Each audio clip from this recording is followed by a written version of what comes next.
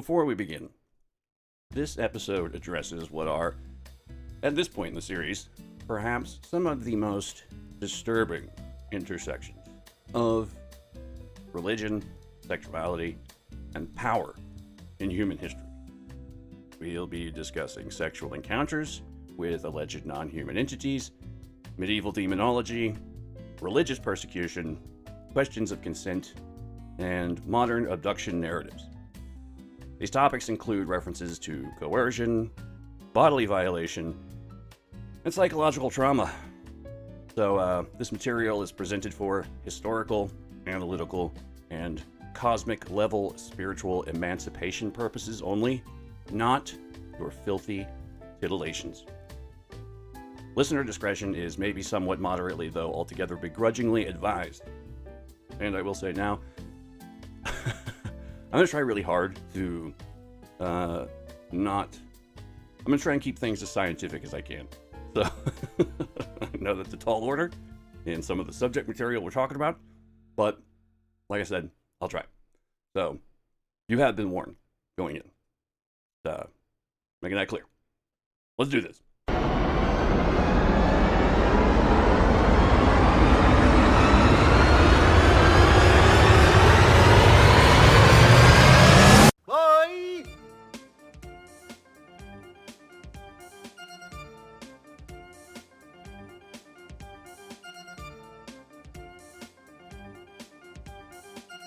Well, hello. This is going to be a big one. This might have to be split into a 1.5 or something. I don't know.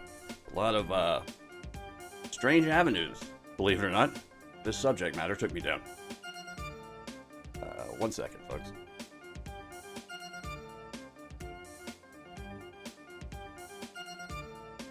Yes, hello, okay. Hello, my fellow fungi and microorganisms in the guts of Mother Earth. Welcome to Kooks, Cranks, and Iconoclasts podcast. I'm your host, Michael Lucht, warrior poet, intergalactivist, soul brother 666. In this most recent display of digital ventriloquism, projected directly into your phone, TV, computer, braces, maybe? We continue our multi-part series covering sexual encounters with non-human entities. Got a lot to cover, go around, so there's so much. We're going to forego with the adverts and just jump right in, though everything I've got planned for this episode may end up, like I said, getting split in twain, maybe, which if that does become the case, then hey, bonus episode, sort of, kind of, I guess. Any wheezy, get your Jesus Sangria and your sacred wafers, tune your brainwaves to your favorite mutant power endowing mantra. Maybe keep the dog, cat, or canary close by. Keep an eye on in case they maybe start staring at something that isn't there. Okay, yeah, I think that's it for the toppy. Well, let's jump in. In our previous episode, we traced a deep and ancient pattern. The idea that humanity has always imagined itself in contact, sometimes intimate contact, with non-human intelligences. From gods and spirits to watchers and star beings, sexuality functioned not merely for pleasure or solely for procreation, but as a potential bridge between worlds. In myth, it produced heroes, kings, knowledge, and sacred bloodlines. In ritual, it became a sort of technology for transformation. However, as Christianity consolidates power in late antiquity, in the medieval world, these same encounters don't disappear. Instead, they are reclassified. Gods became demons, sacred unions were criminalized, hybrid offspring were seen as abominations, and sexual contact with non-human entities and intelligences are no longer a source of reverence, awe, power, and legitimacy, but the highest levels of blasphemy and cosmic treason. This episode examines how Christian demonology absorbed, inverted, and eroticized earlier mythologies, how inquisitors became quote-unquote accidental pornographers, although personally, after Doing much of this research, I'm not all that convinced accidental is the right word for it, but moving on. Why the same stories now appear or reappear almost unchanged in modern satanic panic narratives and alien abduction accounts. Early Christianity, and monotheism in general really, didn't emerge into a vacuum. It inherited a world saturated with spirits, daimons, fae, jinn, and various intermediate beings. The problem wasn't belief in other entities, it was who controlled the narrative. Isn't it comforting to know that we've evolved past such obsolete ideas? Church theologians increasingly argued that all non-Christian spirits were either fallen angels or demons, regardless of how benevolent or neutral they had once been considered. This move allowed the church to explain the continued existence of supernatural encounters while also monopolizing spiritual authority. Eventually, sex would become the line in the sand, and at times a hill to die on. No allusion to Yeshua intended. Where pagan myth framed divine sexuality as creative and or initiatory, Christian theology framed it as corruptive, parasitic, and deceptive. The body became the battlefield on which Satan attempted to counterfeit divinity and creation. We traced humanity's oldest stories of intimacy with the other, from gods and spirits to sky beings and culture heroes, watching how sexuality functioned as mythic, history, and ritual technology. So in this episode, we narrow the lens to the Christian world and what happened when those older stories were forced through a monotheistic perceptual filter of sorts. What emerges is not a disappearance of Eros from the supernatural, but a transformation. Gods become angels or demons, spirit marriage becomes seduction or violation, and hybrid offspring become, oh man, I don't even know, cognito hazards and basically something considered theological emergencies. And I should state right now at the top, I am not a theologian. I know that theology goes into some very deep, dark, dank complexities on a lot of this stuff. So I've touched up on it and brushed against it here and there, but just saying that now before we get into shit. One of the core claims of this episode is simple and uncomfortable for some. Christianity's central mystery, the Immaculate Conception and Incarnation, rests on a non-human entity impregnating a human woman. And from there unfolds a long history of anxiety, repression, obsession, jurisprudence, pornography, yes, terror, and paradoxical fascination that never truly leaves the Western imagination. When modern alien abduction narratives appear, they don't just arrive from out of nowhere. This ain't something new that's just gonna come out of nowhere. No, this is something old and dirty and dirty. Thank you, Big Baby Jesus. Much appreciated. They fit quite neatly into a template that's already been around for centuries at this point. We've already followed a long arc from prehistoric myth, pagan gods, and spirit marriage traditions through ancient kings claiming divine bloodlines to early Jewish texts like Enoch, where beings from above descend, mate with humans, and produce monstrous or semi-divine offspring. We examined how mythology, genetics, and modern ufology all seem to circle the same unsettling idea, that humanity may not be a biologically or spiritually closed system. Episode 2 begins where that worldview fractures. Fast forward real quick to the 20th century. During the satanic panic of the 1980s and 90s, thousands of individuals reported ritual sexual abuse by hidden cults, breeding programs, and non-human entities masquerading as Satanists. Despite the lack of physical evidence, narratives followed medieval templates with remarkable accuracy. Or is it faith? Tim Tate's Children for the Devil documents how these stories recycled older demonological fears, secret rites, sexual violation, infant sacrifice, now reframed through modern psychological and media amplification. Once again, sexuality becomes the proof of a diabolical cosmic conspiracy. By the 1980s, the same narratives had shifted again, this time into the language of ufology. Researchers like Bud Hopkins, David Jacobs, or more importantly, in my own personal opinion, Dr. John Mack and Dr. Carla Turner, collectively documented hundreds of thousands of accounts involving nocturnal visitations, paralysis, invasive reproductive procedures, and forced intimacy. Whitley Strieber's Communion would further push all of this into pop cultural mainstream zeitgeist.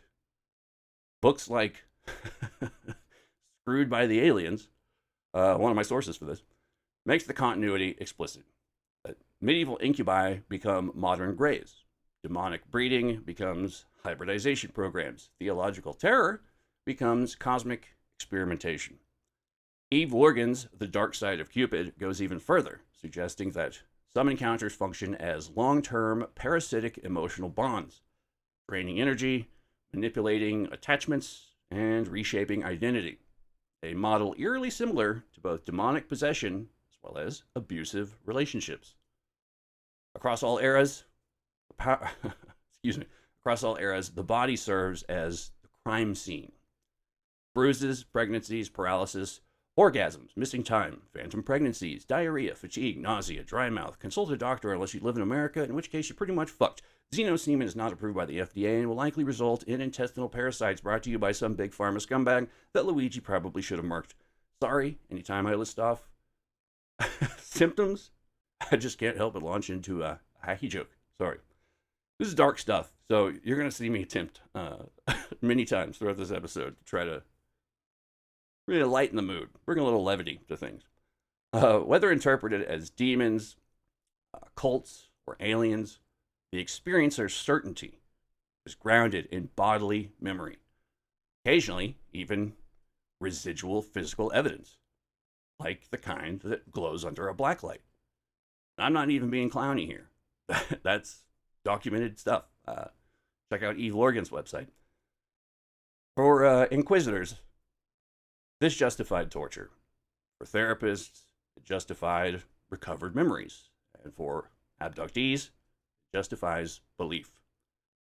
The pattern persists because the underlying structure persists. In this episode, we'll be moving deeper into the machinery of control, so I try not to snicker at every potential double or even triple entendre, like the bloated, bloviating, oversized man-child I am. We'll examine Father Ludovico Maria Sinistrari's demoniality and de delictis, his obsession with sodomy and quote-unquote unnatural acts, and how sexual quote-unquote deviation became inseparable from heresy. We'll explore how Christian law criminalized the body, and how similar anxieties played out differently in East Asian traditions. We'll ask whether demonology was theology, pornography, or psychological confession, maybe even all of the above, and why these stories refuse to die. Because whether the entity is called a demon, an alien, or an archetype, the encounter remains the same, and the question endures. Just who is really fucking whom? Thank you. Christian theology treats the conception of Jesus as a sacred, singular, and untouchable event, but stripped of its devotional framing, a radical claim. Excellent! A non-human intelligence initiates pregnancy in a human female without sexual intercourse as humans understand it. The Holy Spirit functions as an active agent, bypassing male lineage, transmitting essence without semen, and producing a being who is simultaneously human and more than a human, making him more human than a human. Yeah, early Christian debates wrestled not only with divinity, but with biology. Was Mary altered? Was her body transformed? Did Christ inherit human weaknesses? These questions echo fairly uncannily in modern abduction accounts, where experiencers describe impregnation without intercourse, artificial insemination, genetic extraction, or the creation of hybrid offspring without traditional sex. Difference is the moral framing. One is called salvation, the other, violation. The theological shockwave of the Immaculate Conception and Incarnation demanded containment. It had to be unique, unrepeatable, unimpeachable, and morally sealed. Signed, sold, delivered, it's yours. Anything and everything similar thereafter, any other sexual contact between humans and non-human entities or intelligences, became heretical, demonic, or delusional. If last episode asked where humanity comes from, this one asks, what has humanity been doing in the dark for the last 2,000 years? We endure the exploration of ancient hybrid myths with a simple but disquieting recognition. No matter the culture, Sumerian, Greek, Hebrew, Vedic, Celtic, Chinese, etc., humans have always told stories about beings from elsewhere appearing to take human partners.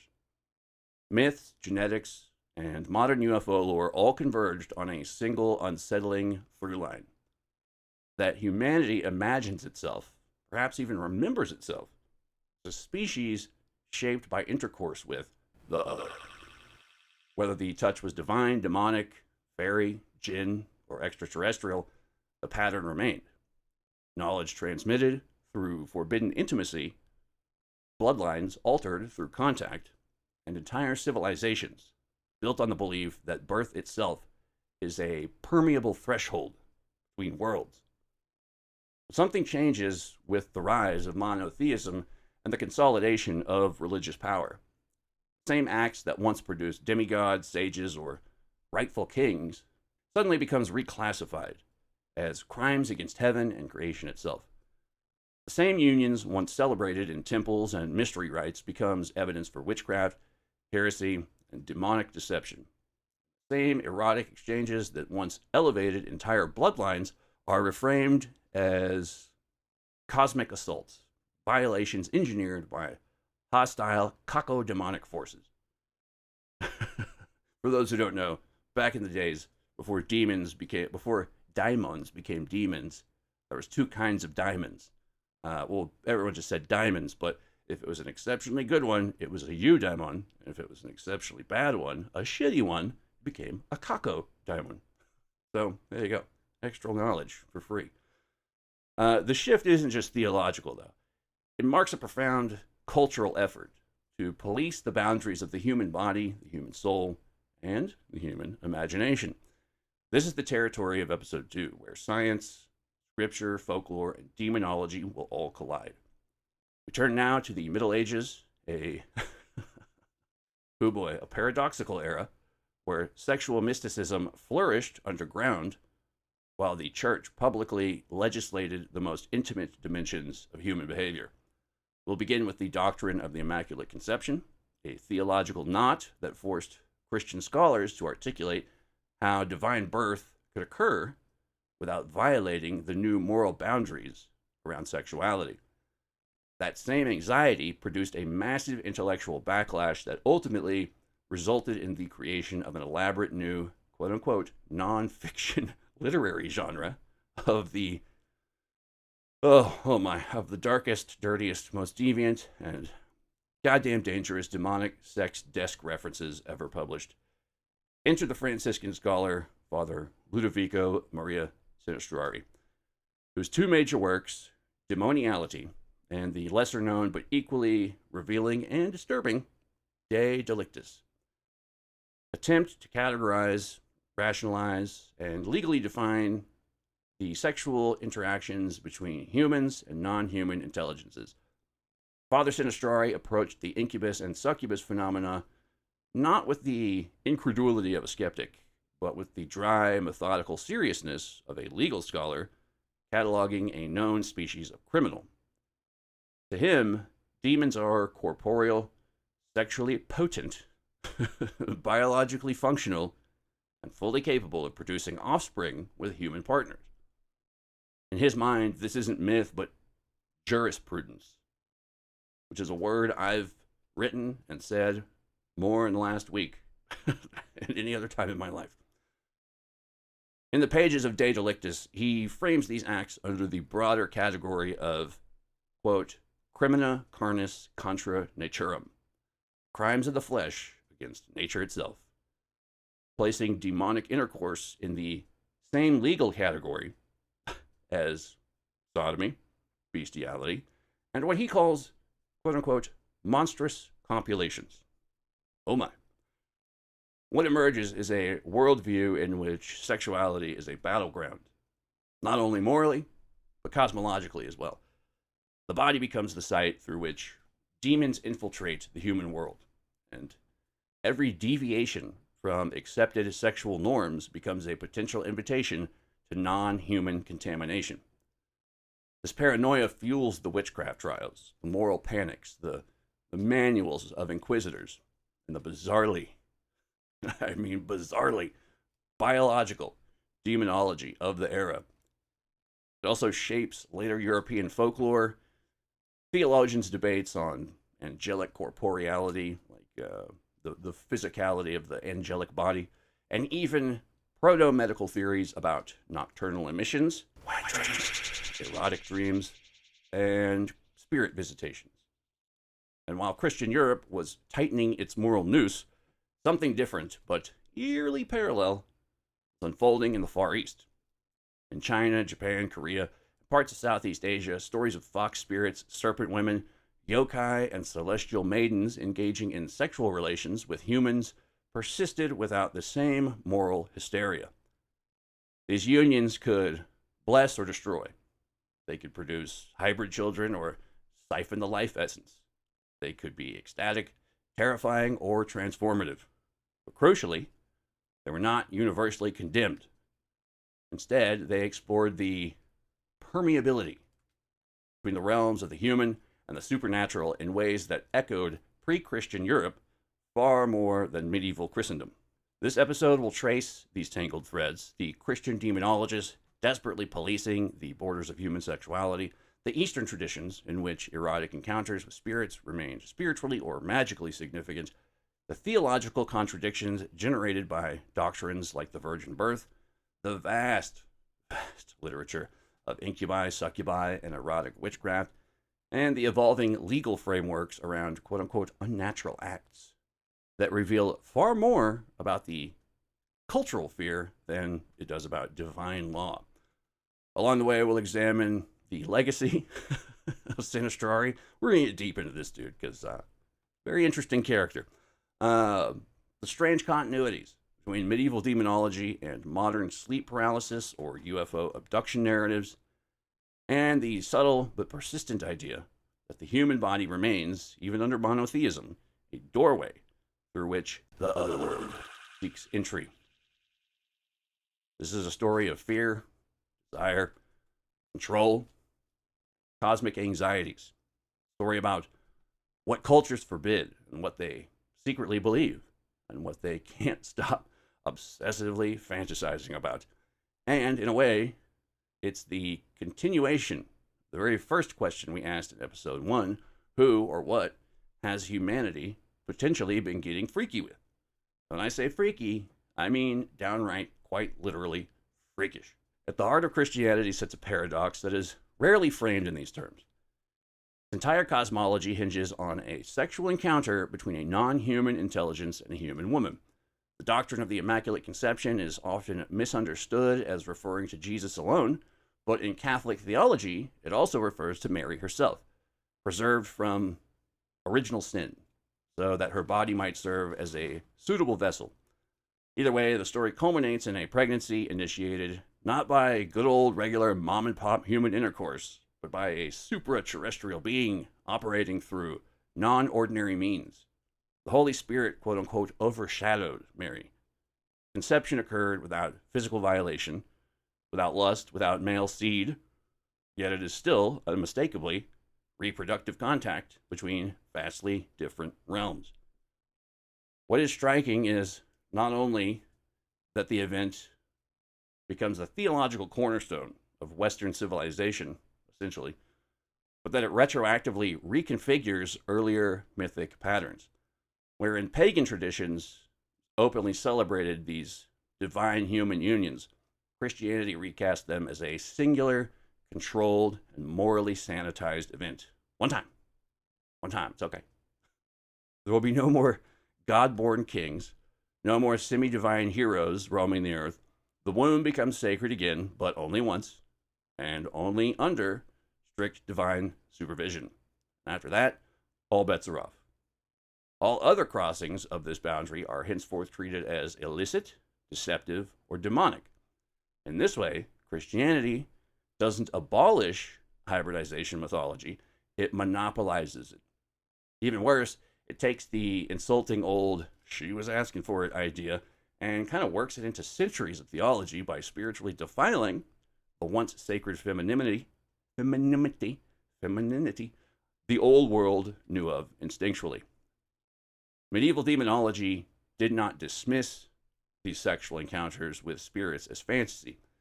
It cataloged them. And how? Demonologists argued intensely over the anatomical mechanics. How could incorporeal beings touch flesh? Could demons produce semens? Could they steal it? Could they fertilize women?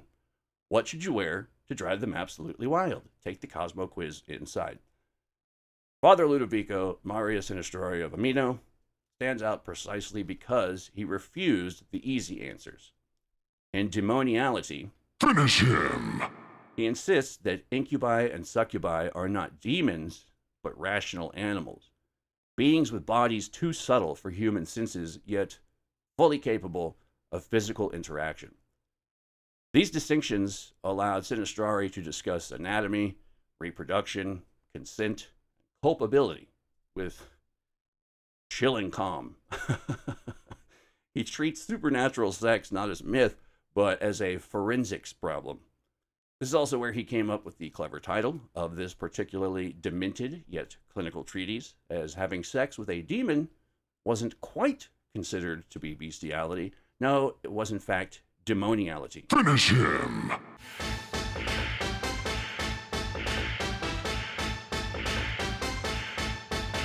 Kidding. I would not do this to you guys, ever, in real life. Okay, it's done.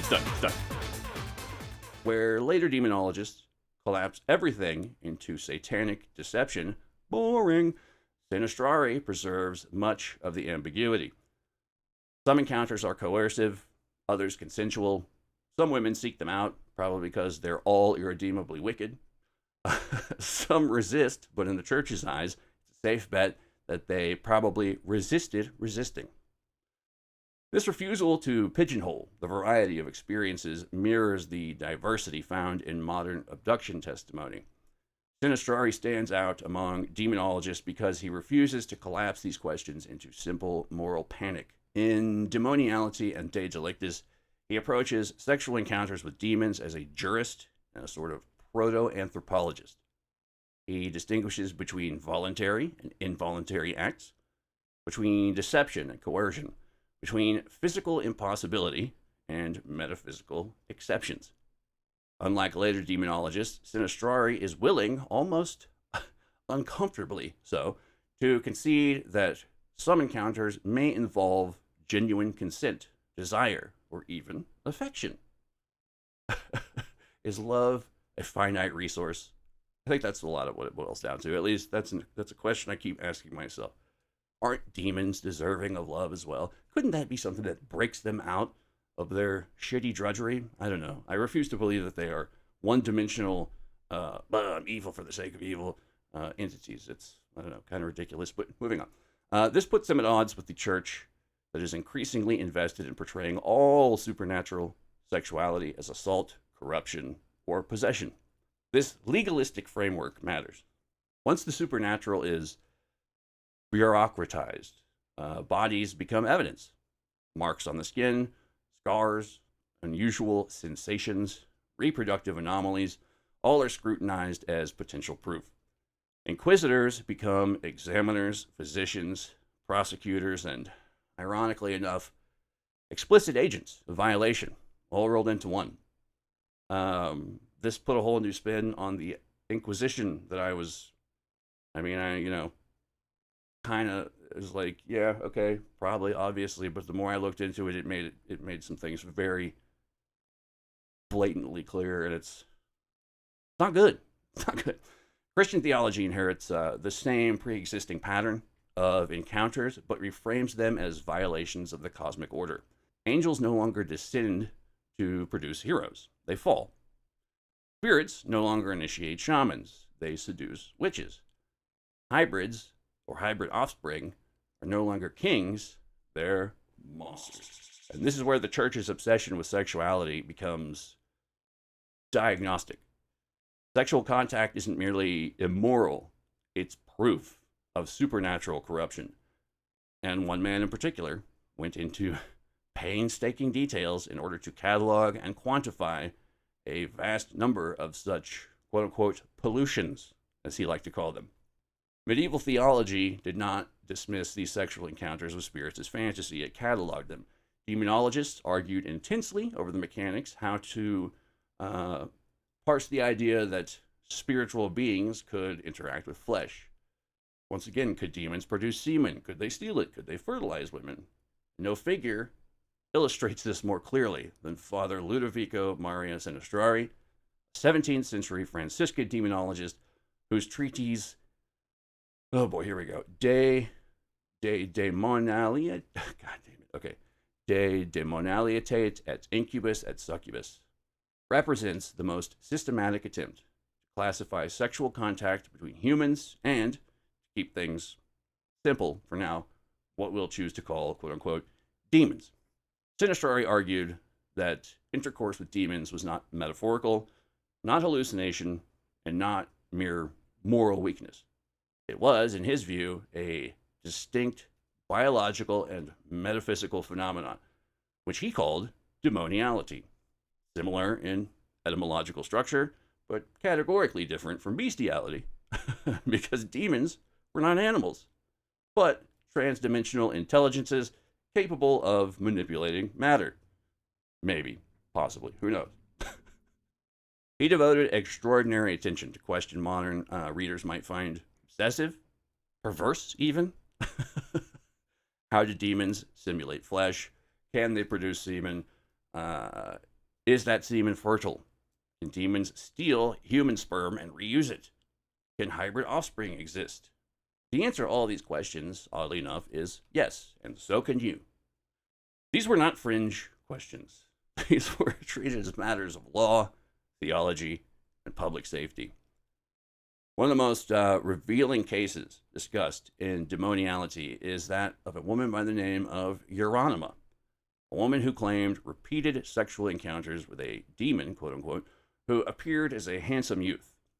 According to Sinistrari, the demon displayed physical warmth, weight, and genital presence, let's say, yet lacked certain human biological features, a detail echoed endlessly in later accounts of incubi, succubi, and strikingly, extraterrestrial abductors.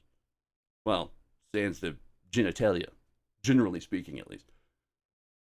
What matters here is not whether Euronymous' account was true-ish, but it was how it was received. Her testimony became raw material for theological elaboration. The Inquisitor's pen lingered on sensation, duration, anatomy, and emotional response, because I think, as you'll come to find, as we progress through this episode, that the Inquisitors are probably some of the most fucked up people to have ever existed. Moving on.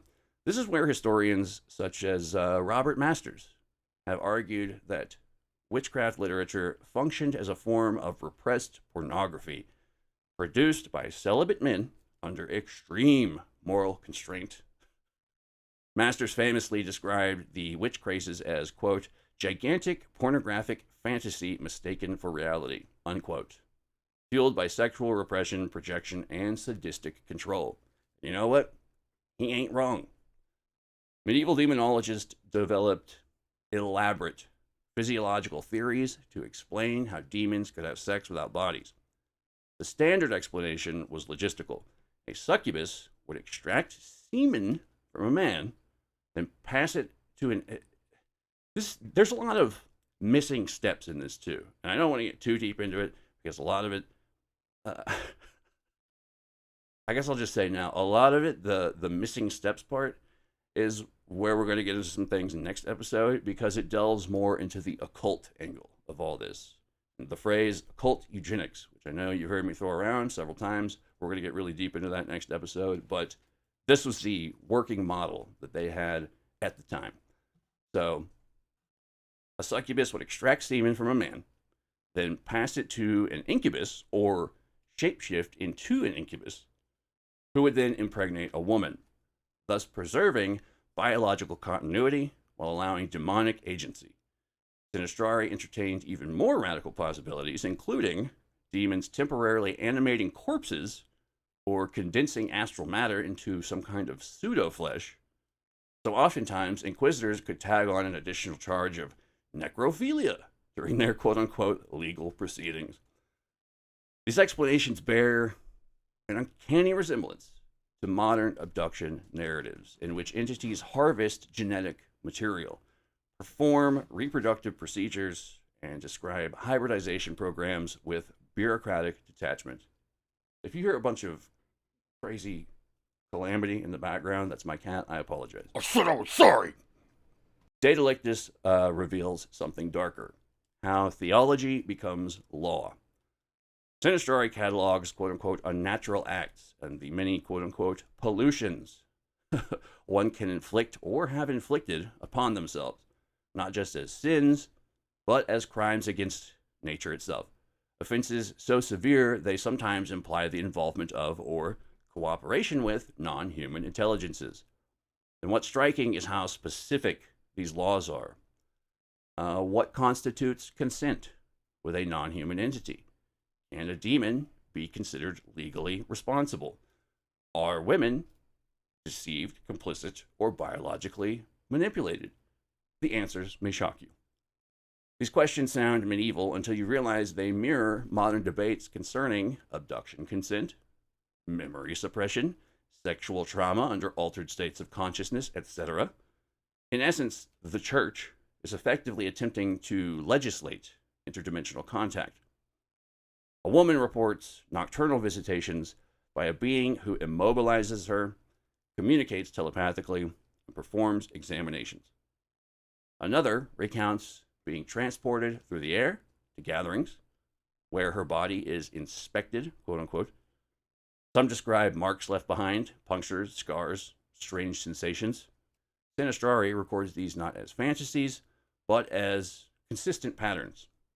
He even notes that these women often experience memory fragmentation, shame and confusion, and reluctance to speak due to fear of disbelief, amongst other things. Now, we can place medieval accounts side by side with modern abduction narratives. Without embellishment, we can examine the parallels found in accounts of reproductive procedures and hybrid programs. This includes recurring elements such as paralysis, telepathic instruction, examinations focused on reproduction, hybrid children presented emotionally but then removed, memory suppression, bodily marks, etc. The church once called these demons. Modern culture calls them extraterrestrials, but the structure, the underlying structure, is nearly identical. Medieval sources describe witch marks, insensitive to pain, unexplained scars, residual substances believed to be quote-unquote seed or residue. Modern abductees report scoop marks, implants, fluids reacting under ultraviolet lights, and reproductive after effects without pregnancy. This is not to claim an equivalence between the two. This is simply to frame all the data so that we can ask the unsettling question: why do two belief systems separated by centuries describe the same bodily anomalies? Medieval women report nocturnal paralysis. Abductees report sleep paralysis. Witches describe being flown through walls. Abductees pass through windows or ceilings. Demons conduct examinations. Aliens perform medical procedures. Marks are left. Implants remain. Black guys drive a car like this. Ding ding. Doobity doobity doobity. Yeah, but white guys, see, they drive a car like this. And menacing authority figures appear afterwards. Priests, demons, or men in black. who manage memories, enforce silence, and reframe or recontextualize the events to tell the story as it's supposed to be told in the eyes of who or what power they represent, at least. All of this is done under the sometimes not so vague veil of implied threats that failure to follow their friendly suggestions will result in either physical harm or perhaps something far worse, eventually leaving but further tormenting victims with a lingering presence that haunts every thought. Morbid imaginations kicked into overdrive, paralyzed by the terror as they ceaselessly conjure up some endless stream of consciousness montage of all the possible nightmare scenarios. It's a classic tactical stratagem in the Psy-War mind game playbook. The pattern doesn't require much explanation to be meaningful, and the thematic continuity alone demands a closer look. We've previously discussed on the show the connections between modern-day crop circle phenomena and the centuries-old folklore of the mowing devil. However, this isn't the only tangential ufology topic, with its own eerily specific parallel to be found in witchcraft and demonology. The dark man, or black man, and I mean, obviously, I mean pitch-ass, jet-ass black, of witchcraft lore, who is a shadowy figure who recruits, oversees, examines, and enforces the perverse proceedings believed to unfold amongst the witches' sabbats. A figure that bears an eerie resemblance to modern Men in Black accounts. Both appear as intermediaries between worlds, enforcing secrecy, issuing commands, and correcting narrative deviations as they intimidate experiencers into adhering to their preferred stories. Or else.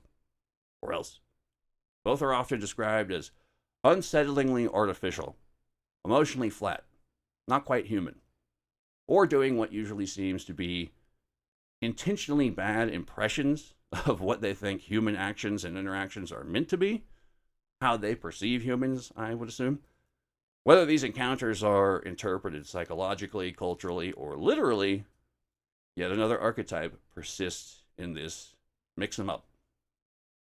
And so just who is Father Ludovico Maria Sinistrari of Amino, other than a dirty old perverted priest and writer of speculative demonological erotica and Catholic /fiction fanboy? Well, Sinistrari, which, while I'm thinking about it, sounds exactly like the name of a space warlock. Very odd that his name would essentially become tangentially synonymous with ritualistic ultra-terrestrial sex magic, but hey, that's just my take. Though I do think it's worth pointing out. And considering some of the places this series will be taking us in upcoming episodes, I think that's really worth pointing out. I don't know. This is where my brain has been the last few weeks. Deal with it. Born 1622, died 1701. He was a Franciscan priest, professor, and something of a legal advisor for the Inquisition, for whatever that's worth. In fact, roughly the last 12 years of his life was dedicated to writing his book, De Delictis et Poenis Tractatus Absolutissimus, or the most absolute treatise of crime and punishment. This was essentially a legal encyclopedia or reference material that could have easily been subtitled Inquisitioning for Dummies, as it was more or less a reference compendium of just about any and all possible crimes which someone could commit, along with the corresponding or recommended sentences or punishments to fit the crime. In the eyes of don't forget who we're talking about here.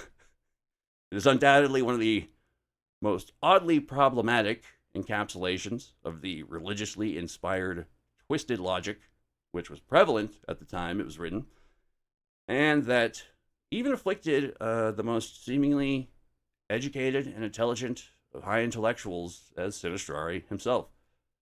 This is a smart guy we're talking about. I mean, he was a professor, etc. So, once again, De Delictis would cover all the contemporary classics of crime, such as murder, perjury, theft, etc., though extra special time, love, and attention would be committed to the chapters that covered such topics as adultery, incest, bestiality, nunsploitation, plus various other forms or fashions of blasphemy and sacrilegious coitus. Strangely enough, despite sparing not even the slightest of graphic details, delving into the excruciating minutiae of such sins of the flesh, the book would end up being put on the Vatican's list of banned books for roughly 40 years, due solely, however, to comments within that Sinistrari made regarding the qualifications of judges. Perhaps some higher up wasn't happy after having actual matters of jurisprudence getting in the way of a good wink. As we'll see, these particularly lewd, lurid, quote-unquote legal manuals would collectively become what constitutes the closest thing to pornography to exist at that time, basically making them the equivalent of wank scrolls, stroke notes, bone tones, rub and tug publications, one-handed manuscripts, meat beat manifestos, hand shandy manuals, goon encyclopedias, more, fatpocrypha. No, but for real, many poor innocent people were horrifically tortured or executed in accordance with instructions for much of these books, so you know, inappropriate.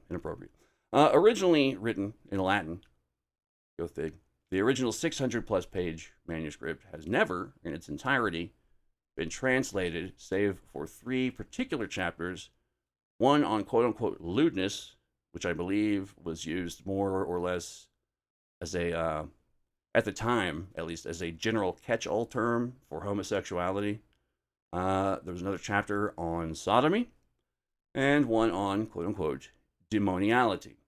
Now, these 3 translations were released centuries after Sinistrari's time, with the ones on sodomy and demoniality being published in 1879 and 1893, respectively, with the former under the name of Peccatum Mutum, the mute sin, alias sodomy. And oh my, is it ever both troubling and entertaining. If there are currently any children listening, then first off, you should probably reevaluate everything you think you know about being a good parent or guardian. And second of all, what follows is going to be a rather extensive segment that, for simplicity's sake, will be making use of some very matter-of-fact, plain, everyday, filthy language regarding reproductive acts and anatomy. Well, technically not reproductive, but I think you get the idea. I'm trying to be as scientific as possible. It's not going to be just a string of F-bombs and Dear Penthouse Forum, 20 Hail Marys. But I think you get the idea. So, anyways, you've been warned. And by the way, I once again want to give an appreciative shout-out and my highest of recommendations to the site Nocturnal Revelries, for having provided the following review and analysis. Check out the site. He provides numerous reviews of various occult books, and it is both entertaining and highly fascinating. I'll include a link in the show notes. So, due to the overall quote-unquote legal nature of the text, Sinistrari has to first provide a baseline definition of just what exactly constitutes the act of sodomy, which he defines as, and bear in mind, I'm paraphrasing here, the act of anal intercourse punctuated by ejaculation. He then falls back on former set legal precedent with a quote from one Dominicus Reynaldus saying, quote, "Whoever has thus penetrated, even without offering libation to the case, is to be sentenced to death, though not to be burnt after death," unquote. However, Sinistrari begs to differ. He instead believes that anyone engaging in anal intercourse, but then pulls out to ejaculate, should likely only face some basic form of your regular everyday torture. He adds that anyone that commits such an act once or twice in life should have such a sentence mitigated, though he's quick to also mention that he shows no leniency. Not going soft on this one. Should, for anyone attempting to quote-unquote game the system, that's my own quote-unquote, I couldn't think of a better way to put it, but anyone trying to game the system via repeatedly engaging in anal intercourse sins an internalized climax. He then adds that the sodomizee, the sodomy? No, that's too confusing. Sodomizee, we'll go with that. The sodomizee is as equally guilty, though only if they happened to have been willingly sodomized, in which case the sentence is death. Should the sodomizee happen to be under the age of 18, then he recommends they be, quote, scourged in jail, or confined a long time in it, or he should be dragged for a few moments through a blazing fire, unquote. Should the sodomizee be under the age of 14, then he, Should the sodomizee be under the age of 14, they are legally presumed to be innocent. That is, of course, unless they happen to be, quote, a very cunning lad that is, quote, up to tricks, in which case they, quote, ought to be caned inside the jail or even flogged around the prison yard, unquote. So, like we said, he's being very thorough here. Sinistrari, being somewhat surprisingly enlightened for a man of his time and standing, is also perfectly aware that there are those that practice sodomy other than homosexual men.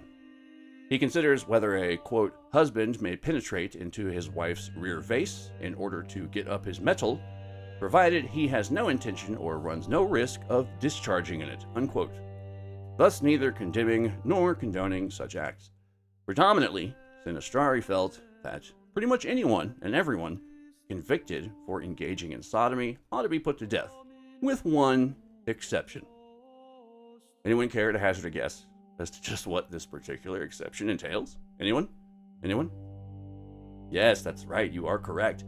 This exception was held specifically in regards to priests. Although, oddly enough, as to just how and why this particular reservation came to be, seems to never be given any sort of thorough explanation, like at all, whatsoever. Although, knowing what I do from my previous research into the murky internal workings and clerical logistics of the Catholic priesthood, I've got a pretty good hunch of why that is, but that's neither here nor there. Despite this suspicious omission, he does make reference to a method that was used internally by members of the Franciscan order of monks. In this particular instance, any sodomite priest would be stripped, whipped, then pushed through a fire, specifically with the intention of permanently burning or scarring them, so that they may later be easily identified as a sodomite. Apparently, any such punishment for sodomy should always include fire, as it harkens back to their peaceful, loving gods' awesome fiery smiting of the city of Sodom. It was after this that the sodomite priest would be imprisoned for 3 years and fed bread only 3 times a week. Now, should said sodomite priest just be completely unable to help themselves, thus becoming a repeat or recidivist sodomite offender, it resulted in multiple scourgings ad nauseum all throughout the duration of their incarceration. Bear in mind, once again, this was the best case scenario as far as sentencing goes, when it was still considered as an internal matter within the Franciscan order. However, should anyone amongst the public become aware of any such sodomite priest reoffenders, the sentence was hanging, which by all accounts was more to do with preserving the reputation of the church than it was anything to do with justice, ethics, morality, empathy, etc. All that shit. Now, as far as regular, everyday citizens, civilians are concerned, should anyone just happen to feel as if it is just absolutely and completely impossible to escape from the many endless temptations to commit sodomy, almost as if every waking second of one's life seems to be a ceaseless sequence of opportunities to commit sodomy are just constantly presenting themselves to you, like maybe perhaps the universe is desperately trying to tell you something. Well, guess what? Should you suffer from such a psychological impairment, there is a workaround. Should any particular quote-unquote rear vase relentlessly tempt you into committing this sin, then you, quote, may lawfully kill the person compelling him to commit sin, unquote. Pretty cut and dry. Nothing to really worry about or give any further consideration to there. Moving on. Once again, in keeping with Sinistrari's surprisingly enlightened views for a man of his time and status, it's actually possible for women to commit sodomy as well. That is, while strictly adhering and in accordance to the previously mentioned legal definition of the act that proves the church of old was ahead of the curve when considering the concept of gender equality. While it's likely one may first consider the act of anal penetration by a woman to include the seemingly obvious use of either a finger or foreign object, this does not, however, conform to the preceding legal definition of sodomy as it stands in this instance, requiring said act of anal penetration to ultimately conclude via an ejaculatory climax. This is where, quote, the doctrine of the clitoris comes into play. The fabled clitoris, as Sinistrari explains it, is, quote, a particular part of the woman's body which anatomists call the clitoris. This part consists of the same tackles as a man's yard, namely sinews, veins, arteries, flesh, and so forth. When in a shave, it also resembles the yard. The clitoris distends with the rushing of seminal spirits and, like the yard, is provided with a nut. I'm still quoting. This is all Sinistrari's words. At the top of the nut, there is a hole, unquote.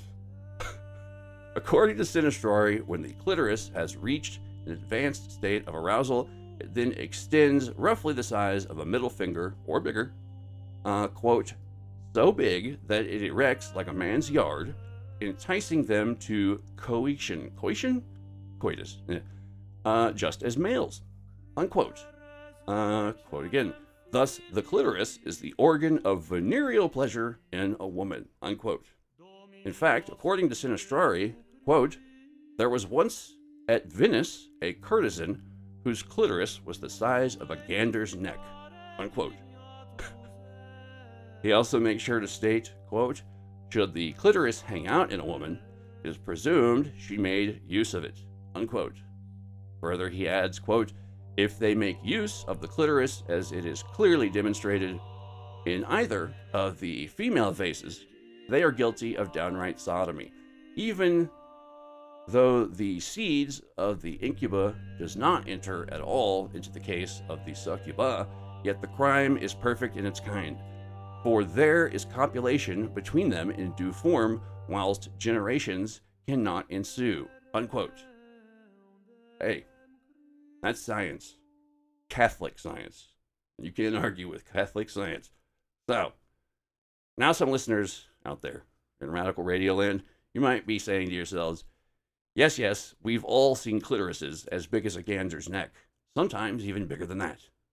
But just what in the hey-ho does any of this have to do with sexual encounters with non-human entities? Well, I'd like to respond to this question that no one's asking by first saying that I commend you for having lived an adventurous life full of marvels and wonders. Secondly, that's not a word, I included the previous segment in order to hopefully fully illustrate that Father Sinistrari was indeed an inquisitive and curious man, one who asked as many questions as he could in order to learn all that there was to learn, in order for him to take all this knowledge and apply it to his duties as an educated man of God.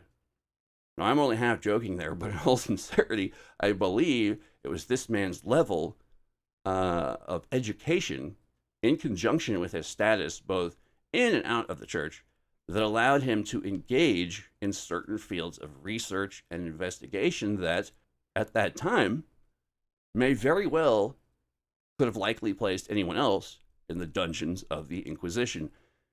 Despite his many ridiculous faults or perverse peccadillos, Sinistrari becomes one more link in the historical continuum of individuals that have provided another puzzle piece required to achieve a more cohesive understanding of what it is that we have referred to throughout our entire collective history by many, many names that essentially may all be a strange and complex, multifaceted singularity of potentially infinite forms or projections called the other.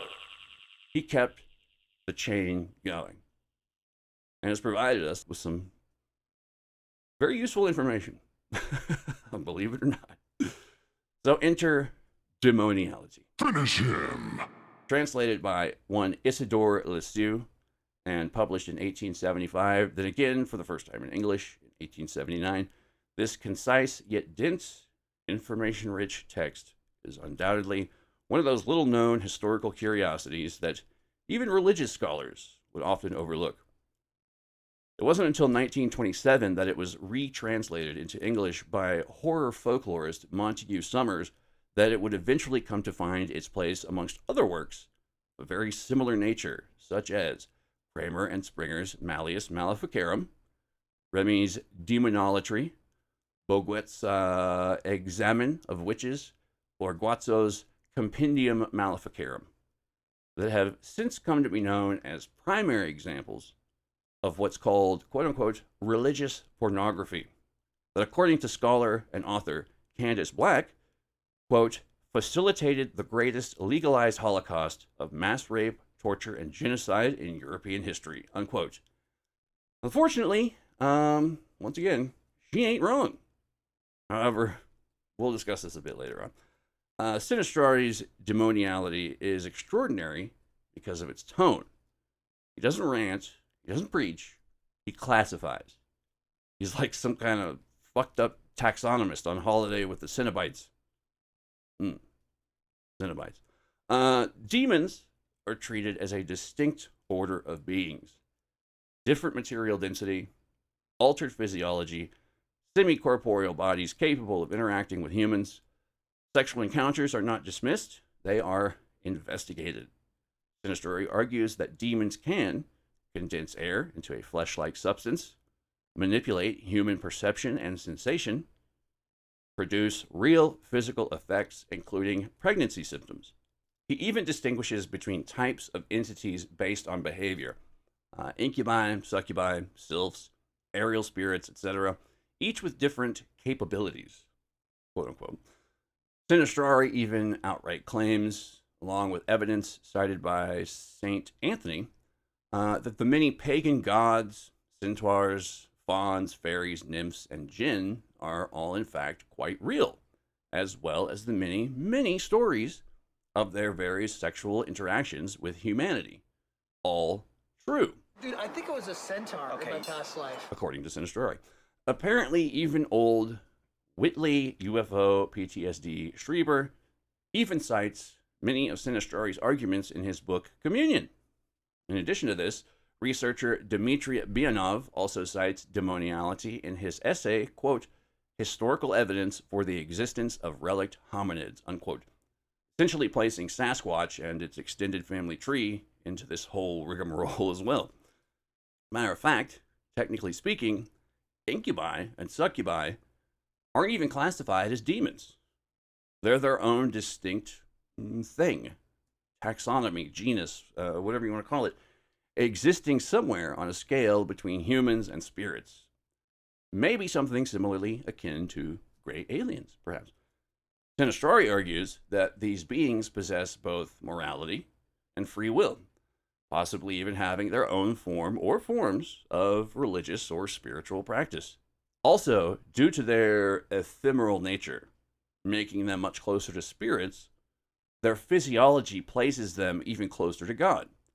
Thus, while making it perfectly all right for them to engage in intercourse with each other, but rendering their intimacy with humans essentially on par with humans committing similar acts with animals or lesser life forms.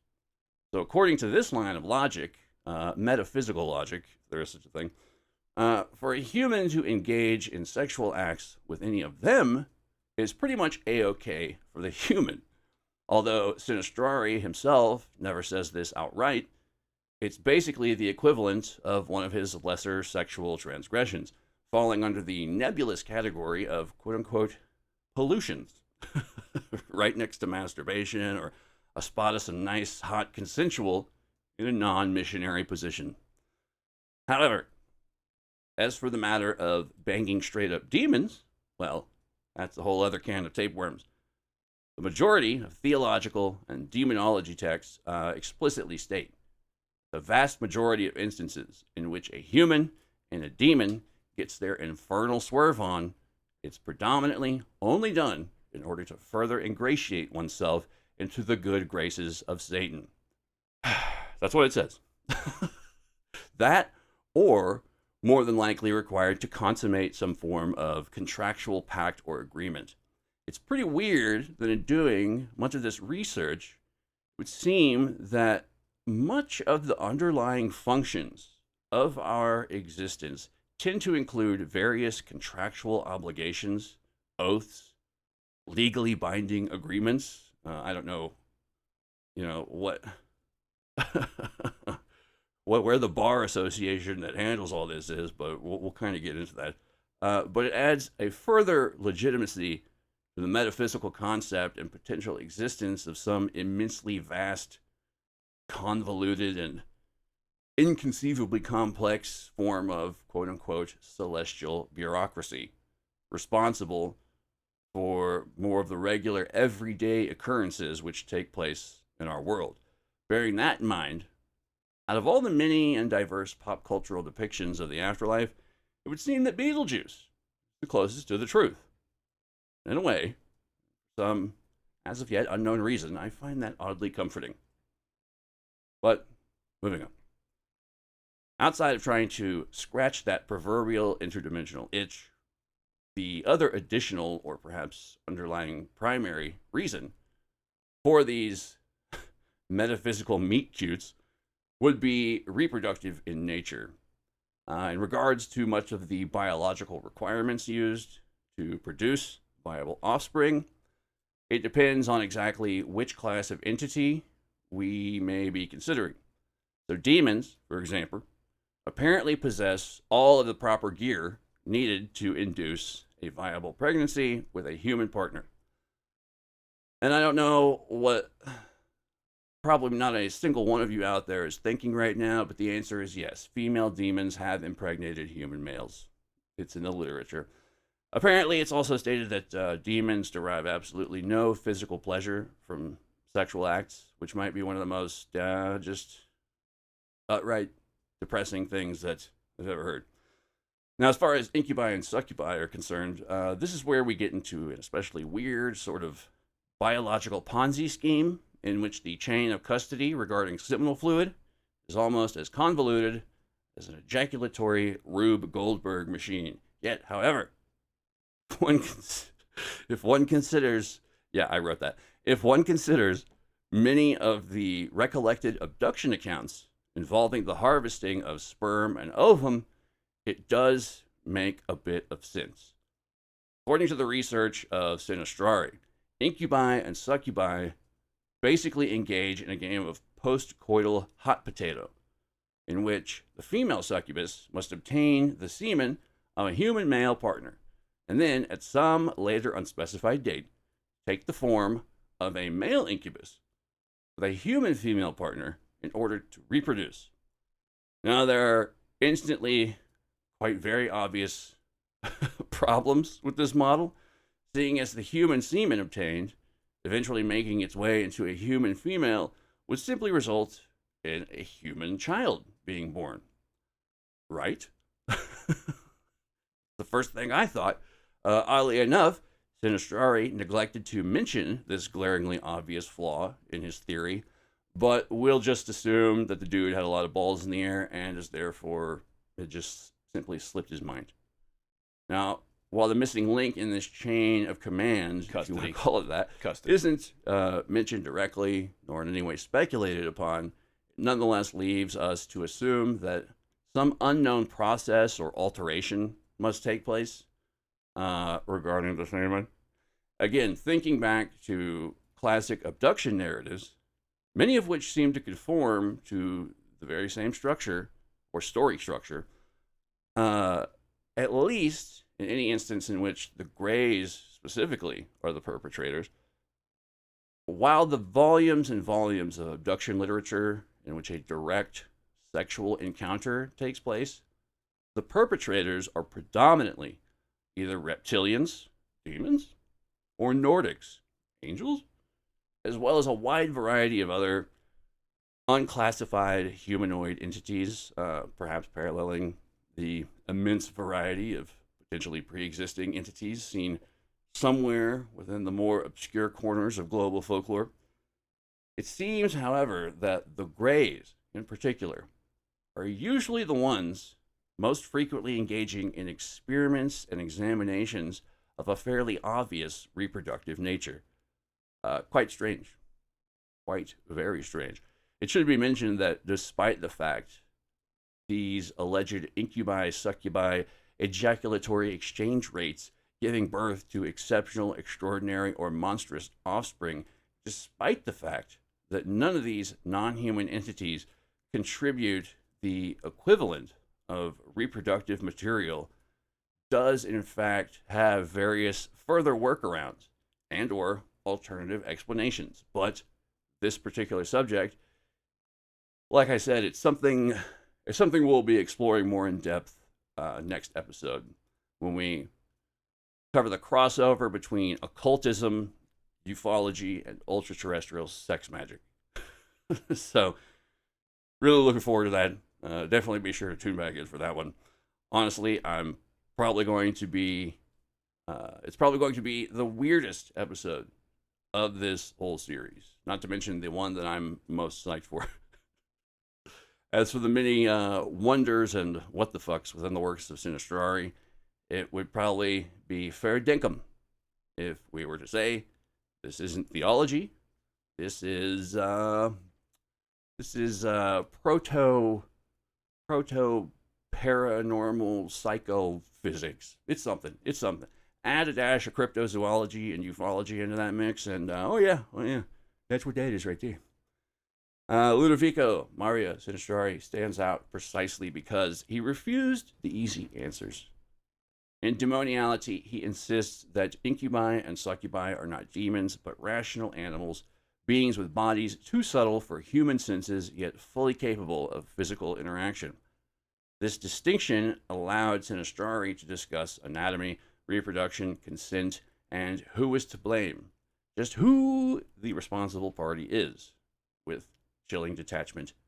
It treats supernatural sex not as a myth, but as a forensic problem. Where later demonologists collapse everything into satanic deception, once again, Sinistrari preserves the ambiguity. Some encounters are coercive, others consensual. Some women seek them out, some resist. The refusal to flatten experience mirrors the diversity found in modern abduction testimonies. Witch hunting manuals. Back to these. Witch hunting manuals, like the Malleus Maleficarum, function as a strange hybrid themselves, actually. Part theology, part criminal code, part anatomical obsession. They catalog sexual acts with demons in obsessive detail, often far more detail than appears anywhere else in the properly sanctioned Christian literature. For a culture publicly committed to sexual repression, these texts serve as a shadow outlet, the devil on their collective shoulders, chittering away as they whisper sweet nasties into their ears, ultimately creating a psychological projection into a kind of church-approved pornography disguised as moral warnings. The paradox is cruel. Women accused of witchcraft are interrogated about flights to sabbats, copulation with the devil, participation in orgiastic rites, narratives often extracted under torture, and then punished for the very imagery the church itself endlessly reproduces. Tales of women flying through the night, being examined by non-human figures, submitting to humiliating rituals like kissing the devil's anus, or undergoing invasive bodily inspections mirror almost beat for beat what modern abductees describe under hypnosis or in their fragmented memories. The obsession, especially with quote-unquote witch marks, reveals something darker still.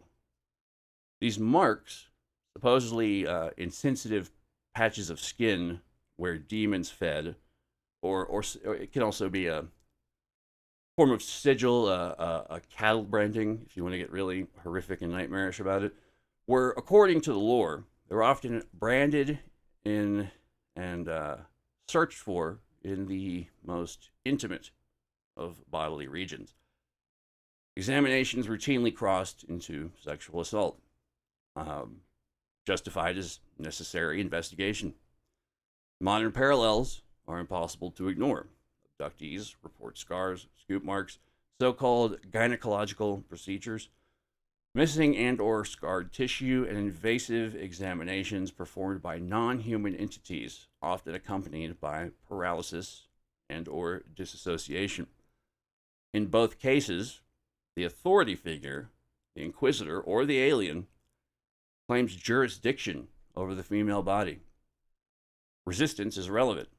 The subject is told, implicitly or explicitly, that this is permitted, necessary, and, in some occasions, preordained. The Malleus Maleficarum and related manuals officially functioned primarily as legal texts and or theological treaties, and unofficially as lurid compilations of depraved sexual fantasies. They obsessed over bodies, specifically the female anatomy, nipples, genitals, fluids, penetration, nocturnal visitations, etc.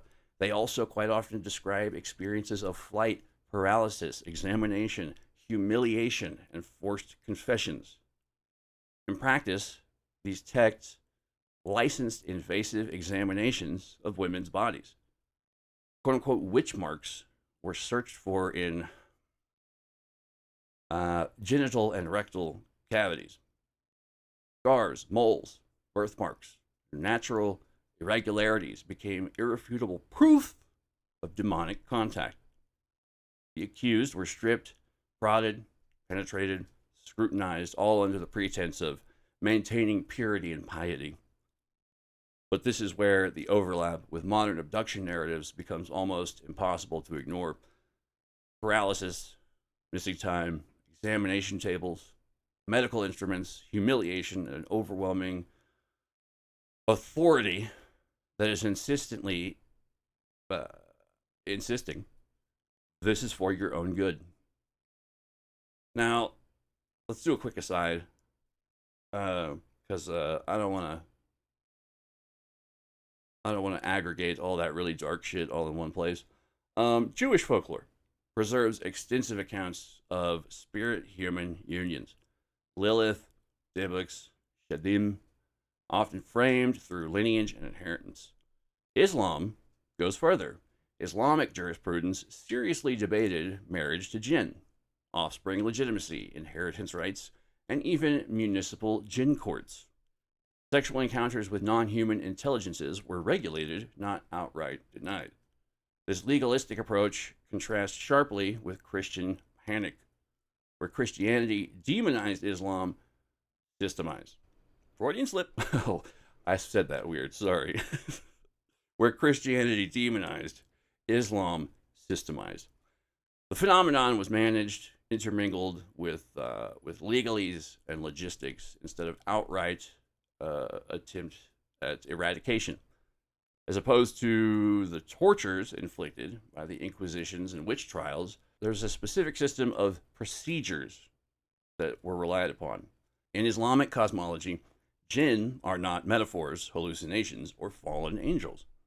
They are a third order of sentient beings created from smokeless fire, possessing free will, moral accountability, communities, religions, and legal responsibility. Crucially, Jinn exists alongside humanity, not above it or below it, inhabiting a parallel but overlapping world, or, oh boy, here we go, Alam al-Ghaib, the unseen realm. This is something that I always, I don't know, when people get, I've had like very few conversations about this kind of stuff with people in real life, but sometimes when people get scared about like, you know, these things existing right next to us, the thing I always think that comes to mind is like, it is a scary thought if you sit and dwell on it. I understand that, but if they exist right next to us and have for all this time, think of all the times that they haven't fucked with us. So I would say that the vast majority can be considered benevolent. I don't know. That might be a stretch. But who these entities are and what perhaps faction of their civilization they represent doing the things they do. Are they just a lone psychopath?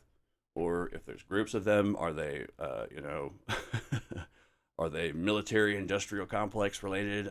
That's what I always think about with the gray alien abductions and whole reproductive experiments and examination scenario. But anyway, I digress. Because jinn possess moral agency, Islamic theology developed the idea that they are subject to law, divine law, interpreted and enforced within their own societies. Classical Islamic scholars routinely referenced jinn kings, tribes, judges, and courts, basically mirroring human institutions. These were not treated as allegorical flourishes, but as functional social structures operating beyond ordinary human perception. Within this framework, disputes involving jinn, including possession, harm, contracts, marriage, and sexual relations, were sometimes described as being adjudicated in jinn courts, either independently or through interaction with human religious authorities. The underlying assumption was somewhat striking and somewhat illuminating. Humans and non-humans could often become entangled within overlapping legal jurisdictions, with neither realm fully sovereign nor completely inextricable from the other. Islamic legal literature does not deny the possibility of sexual encounters or relations or even marriages between humans and jinn, though such unions are almost universally discouraged and condemned. More importantly, scholars debated these encounters not only in moral terms, but procedural ones.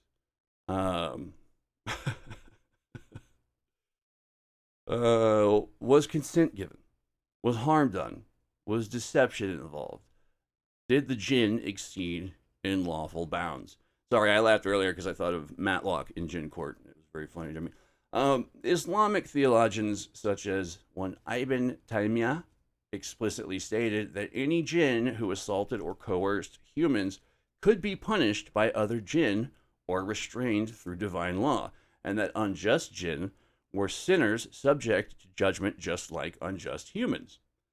This introduces a concept largely absent from Christian demonology: non-human beings as legally accountable agents rather than purely malevolent personas.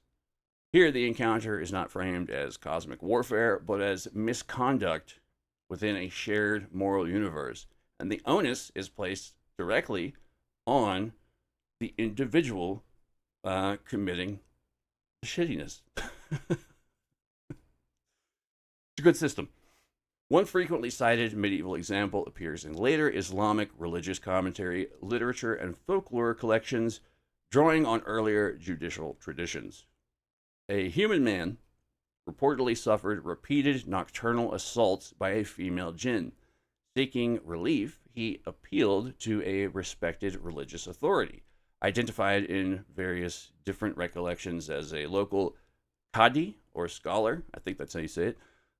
Through ritual invocation and negotiation, contact was established with the jinn community responsible. The jinn woman was summoned before her own tribunal, where testimony was taken.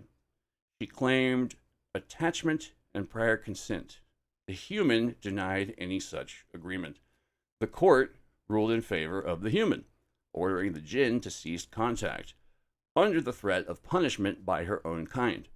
Following the judgment, the disturbances reportedly stopped.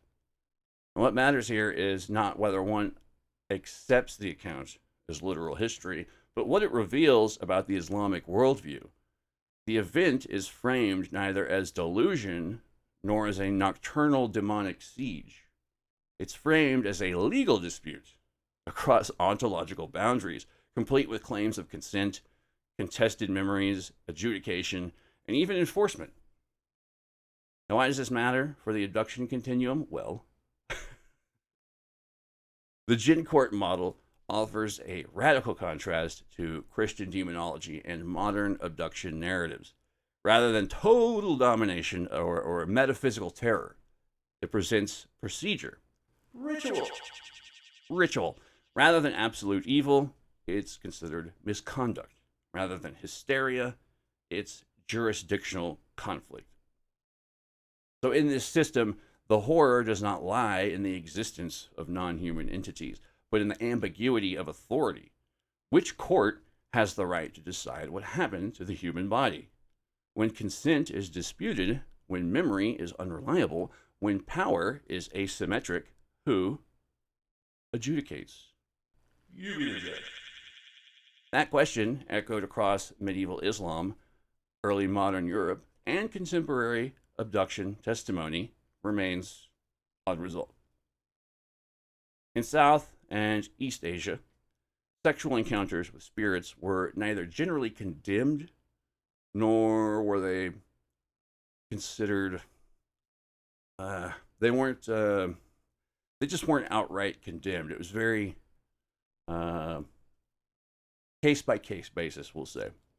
Tantra, spirit marriages, fox spirits, yakshini, and mountain gods persisted alongside empire and orthodoxy. These traditions framed supernatural sexuality as a dangerous but potentially enlightening endeavor. Unlike Europe, mass systematic inquisitorial terror never fully metastasized. The result is a cultural memory less fractured by repression. While Europe was condemning, criminalizing, and literally demonizing erotic contact with non-humans during the Inquisitions and witch hunts, this is roughly 14th to 17th centuries, much of the East and South Asian area preserved older, less panic-driven frameworks that treated such encounters as morally ambiguous, socially disruptive, or spiritually dangerous, but not cosmic-level criminal offenses. Across East Asia, during the same centuries Europe was prosecuting witches, non-human sexual encounters were not erased, but they were collected and considered very differently. Rather than triggering mass hysteria or illegal purges, these relationships were treated as liminal disruptions, cautionary, tragic, sometimes seductive, sometimes destructive, but rarely evidence of some vast satanic conspiracy. Don't get me wrong, I'm not like trying to paint these places as, fucking they weren't by any means, utopias while Europe was doing what it was doing, but we're just talking this one aspect. In China, stories of fox spirits or huli jing engaging in long-term sexual and romantic relationships with humans were widespread throughout the Tang, Song, and Ming dynasties.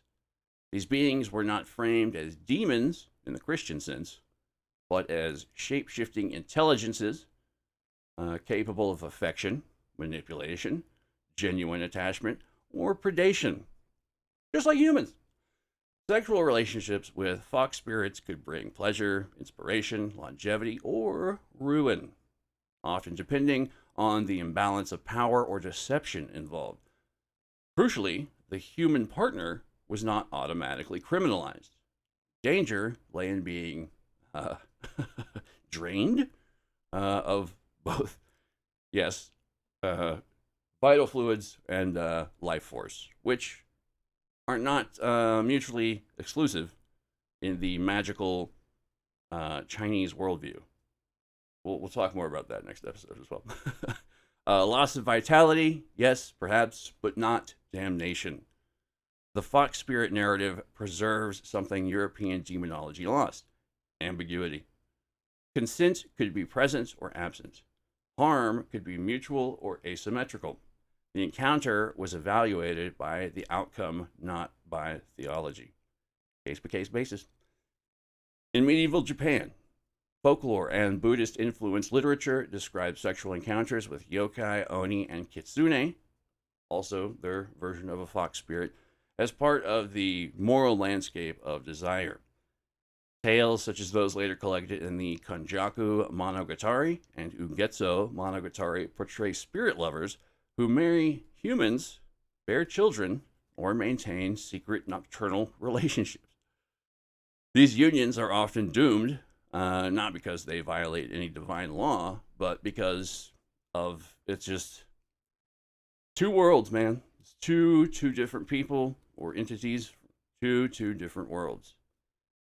A real West Side Story from the East.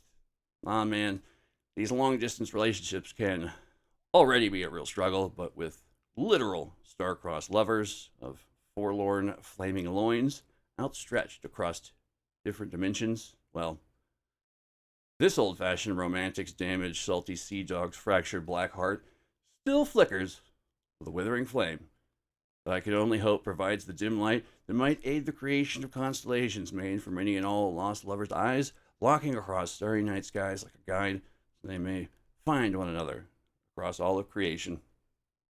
Boom, that's cowboy poetry right there is what that is. I wrote that.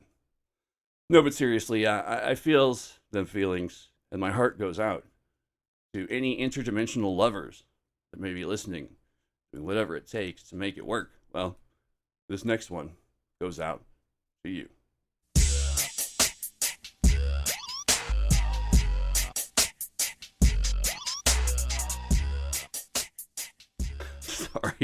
Sorry, for a second I forgot I was a podcaster and got lost in wandering thoughts of being a 70s midnight request line radio DJ. Moving on. By the way, adding moments of levity to overall ominous or predominantly distressing subject matter, unique skill I'm still acquiring, so please forgive the occasional long walks off of short tangents. Moving on.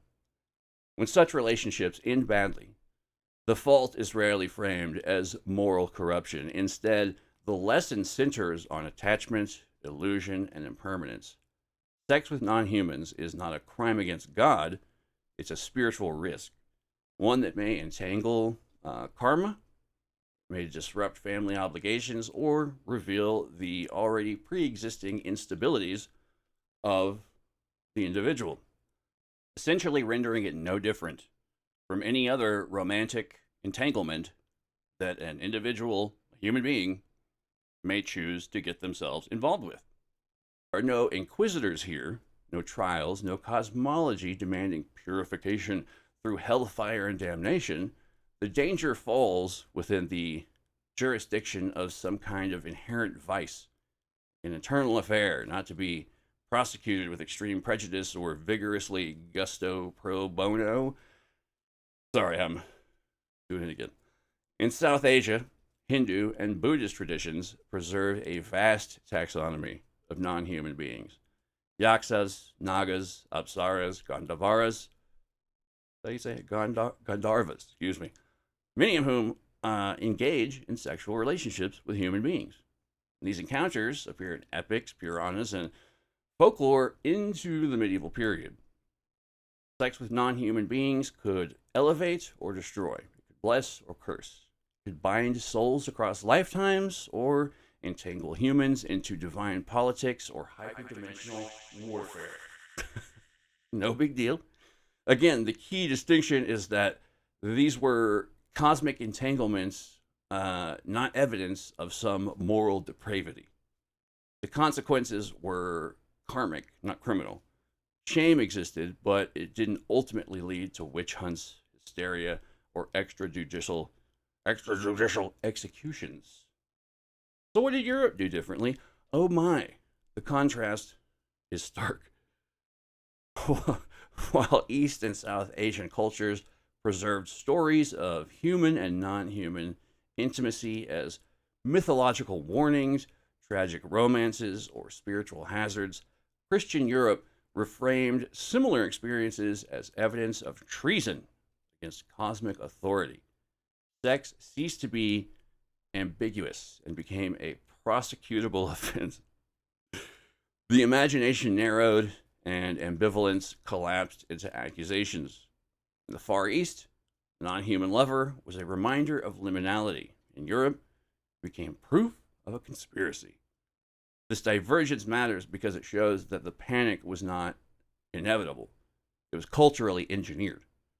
Other civilizations confronted the same archetypal material: desire, fear, the other, the protean human body, and beyond, without generating centuries of terror in response.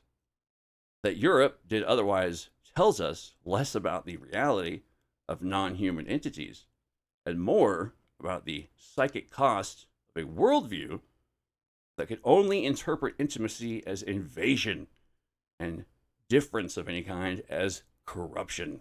What is often forgotten in these comparisons is that many Eastern traditions didn't merely tell stories about intimacy with non-human beings. They systematized it. Tantric lineages in South and Central Asia, alongside Chinese internal alchemy, or Neidon, as somewhat alluding to earlier, developed highly codified ritual frameworks in which sexual energy, spirit contact, and transformation were deliberately engineered rather than feared. Texts and practices describe ritual unions with deities, spirits, immortals, or elemental intelligences not as transgressions but as technologies. Methods for refining consciousness, extending life, escaping karmic cycles, or transcending ordinary human limitations. These systems treated the body as an interface apparatus, essentially. Desire as a force to be disciplined or sublimated rather than suppressed altogether, and non-human entities as potential collaborators rather than corruptors.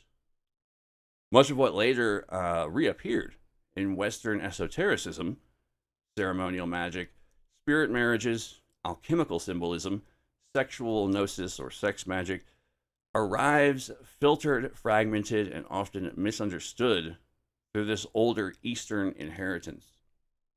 So in the next episode, we'll follow that transmission line a little more directly, tracing how occultism and ufology inherit not just the imagery of human-non-human relations, but the ambition behind it, the belief that there may be ways to engage these systems directly, proactively, and consciously, not to simply immediately demonize, dismiss, or deny, nor even merely endure its many potential traumas, quantum observer effects, or altered perceptions and realities. But once again, that's just a little bit of a preview for what's coming up down the pipe. Let's jump back into yet another one of the many unholy fucking atrocities we keep bebopping and scatting on through across this magical misery tour of madness and mayhem into the mindset of medieval to modern day monotheism. One take. All right. The 20th century satanic panic revived medieval logic with cool new upgrades that reflect modern day anxieties. Hidden elites, breeding programs, satanic ritual abuse, secret bloodlines, trauma-based mind control, demonically bonded alternate personalities, etc. Works like Fritz Springmeier's Bloodlines of the Illuminati repackages all of the old Nephilim mythology for the contemporary conspiracy cesspit. That's a callback, just for you, buddy, in which we find ourselves today.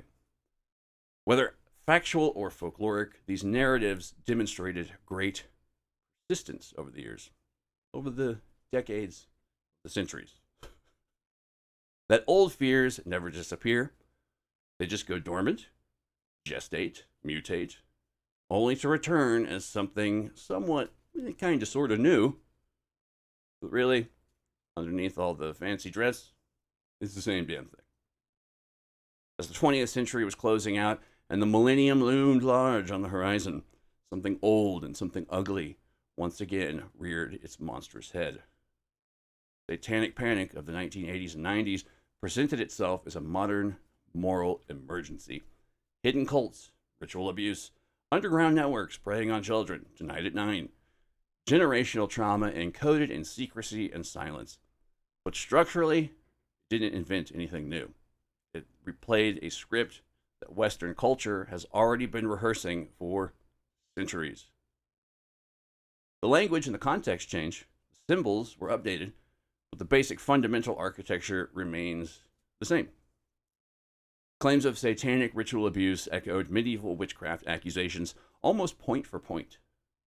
Secret nocturnal gatherings, sexual violation framed as ritual obligation, forced participation beginning in childhood, erased or fragmented memories, initiations through terror, blood, bodily fluids, lineage treated as currency.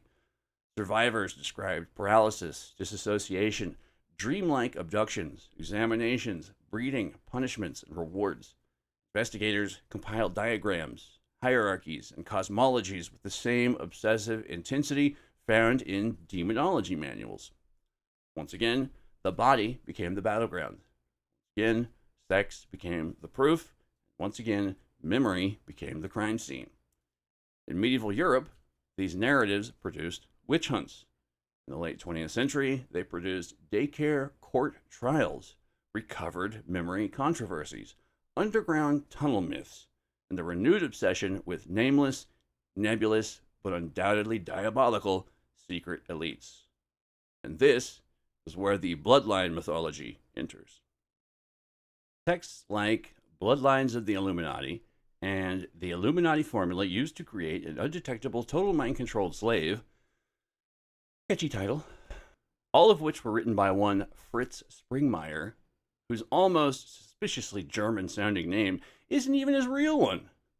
So just what are you hiding, Victor E. Stoof? Oof, okay, yeah, yep. Actually, now that I'm saying it out loud, yeah, okay, maybe go with something different. But all of these books, these so-called books, pushed the logic of the satanic panic beyond individual abuse and into hereditary systems. Trauma was no longer episodic.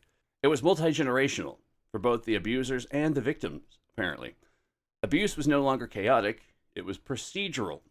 The family itself became a transmission vector, not just of genetics, but of conditioning, obedience, and ritual obligations.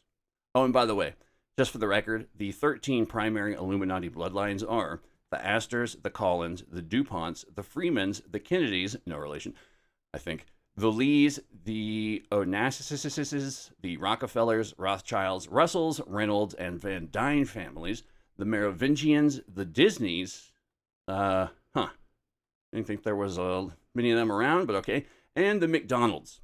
Yuck. Unless I feel like eating yuck, in which case, yum. But I think, at this point, none of these names really come as any surprise. Hey, wait a minute. That's 15 bloodlines. Pretty sneaky, Fritz. But I see you're fudging the numbers a bit there. Just what do you have to say for yourself? Oh, quite a lot, actually. In fact, according to the introduction of the book, quote, "In mockery and imitation of God's 12 tribes, Satan blessed 12 bloodlines. One of these bloodlines was the Ishmaeli bloodline, from which a special elite line developed alchemy, assassination techniques, and other occult procedures. One bloodline was Egyptian/Celtic/Druidic, from which Druidism was developed." Right, no, I get it. You hear Egypt, you think Druids, right? Keep them guessing.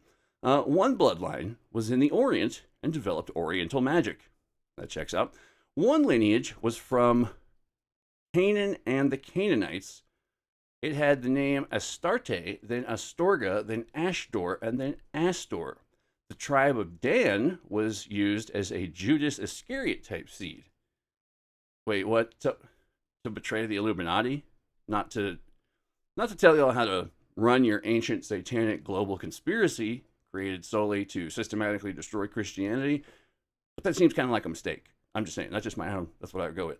The royalty of the tribe of Dan have descended down through history as a powerful, typos in the book, I'm just going with what it says, powerful, satanic bloodline. The 13th or final bloodline was copied after God's royal lineage of Jesus. This was the satanic house of David. Oh boy, with their blood, which they believed is not only from the house of David, but also from the lineage of Jesus, who they claim had a wife and children. The 13th satanic bloodline was instilled with the direct seed of Lucifer, so that they would not only carry Christ's blood, but also the blood of his brother, quote unquote, Lucifer, unquote. Oh my. I can't knock the whole book because I will begrudgingly admit it does have some very seldom, on rare occasions, I wouldn't say useful information in it, but maybe entertaining is the word I'd go with, maybe, sort of. I also highly advise you approach and use it with caution, but hey, you're big kids, you'll be fine, right? The reason I include this excerpt, aside from a slight detour into straight nonsense, is to simply illustrate that not only does this exact same sort of vast satanic conspiracy, quote unquote, repeatedly pop up at specific intervals in our history, but every time it does, it comes back with even deeper, darker, downright leave you dumbfounded levels of all new and expanded universe pseudo-history sides and fixins intended to distract from that same old flavorless, never once substantiated filet-o-Satanists entree, repeatedly reheated, rehashed, and slathered in unappetizing, expired cream of mushroom and fuck this soup to serve up another uninspired dish of unconvincing cuisine currently being featured amongst the buffet of baseless superstitious justifications for religiously motivated extermination. Woo! This is essentially no different from medieval fears of witch families, demon-sired children, or cursed lineages. Nor is it different from modern abduction narratives, where experiencers report that encounters reoccur across generations, that children are known in advance, that participation is inherited rather than chosen. The panic in every era circles the same terror, that sex is being used to manage lineage, that reproduction is being rerouted, and that humanity is not fully sovereign over its own future. Whether framed as demons, cults, aliens, or elites, the accusation is identical. Someone else understands the system better than we do. To understand why these narratives recur with such obsessive sexual specificity, we have to confront an uncomfortable possibility. Many of the monsters described across Christian history may be manufactured by the very system tasked with exercising them.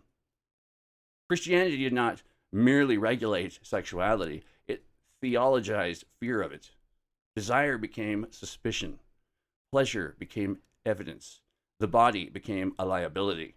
Anything that escaped marital reproduction was reframed as temptation, infiltration, or attack.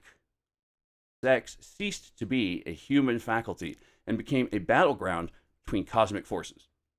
Indigenous peoples the world over were introduced to the missionary position, and now countless souls have been saved. Huzzah! This produced a peculiar psychological bind.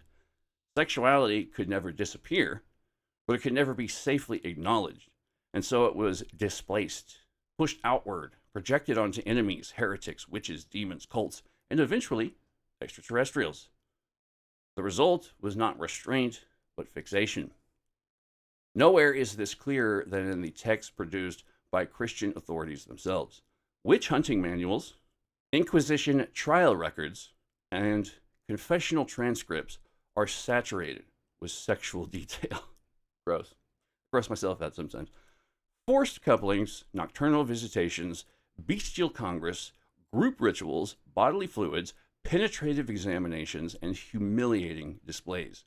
These were not marginal fantasies scribbled by cranks. They were recorded, systemized, copied, circulated, and studied by clergy, judges, and theologians. Under the guise of prosecution, Christian Europe generated some of the most lurid sexual literature, quote unquote, in its history. The same pattern repeats during the Satanic Panic. Evangelical activists, prosecutors, and self-appointed investigators produced diagrams of ritual abuse, sexual hierarchies, breeding programs, underground tunnels, and ceremonial violations, often in graphic detail, while insisting they were merely documenting evil. Courtrooms became theaters. Trials became performances. Media coverage blurred into spectacle. And I will say right now, some of the most awful, and I've seen and read some pretty horrendous shit in my 40 plus years on this fucking earth, and never anywhere else other than like these Satanic Panic mumbo jumbo quote unquote testimonials have I seen worse shit. That is some of the most disgusting, heinous shit I've ever seen cooked up. And we have no one to attribute it to but the writer, because yet still no evidence. But caveat emptor, we'll get to that in a second. This too holds true of even the most wacky of many closer to modern day Satanic Panic stalwarts, all the way from Michelle Remembers to Mike Wernke to the many ridiculous collected aneurysms committed to paper and ink that were the chick tracts. Oh no, Susie, let me tell you what Halloween is really about.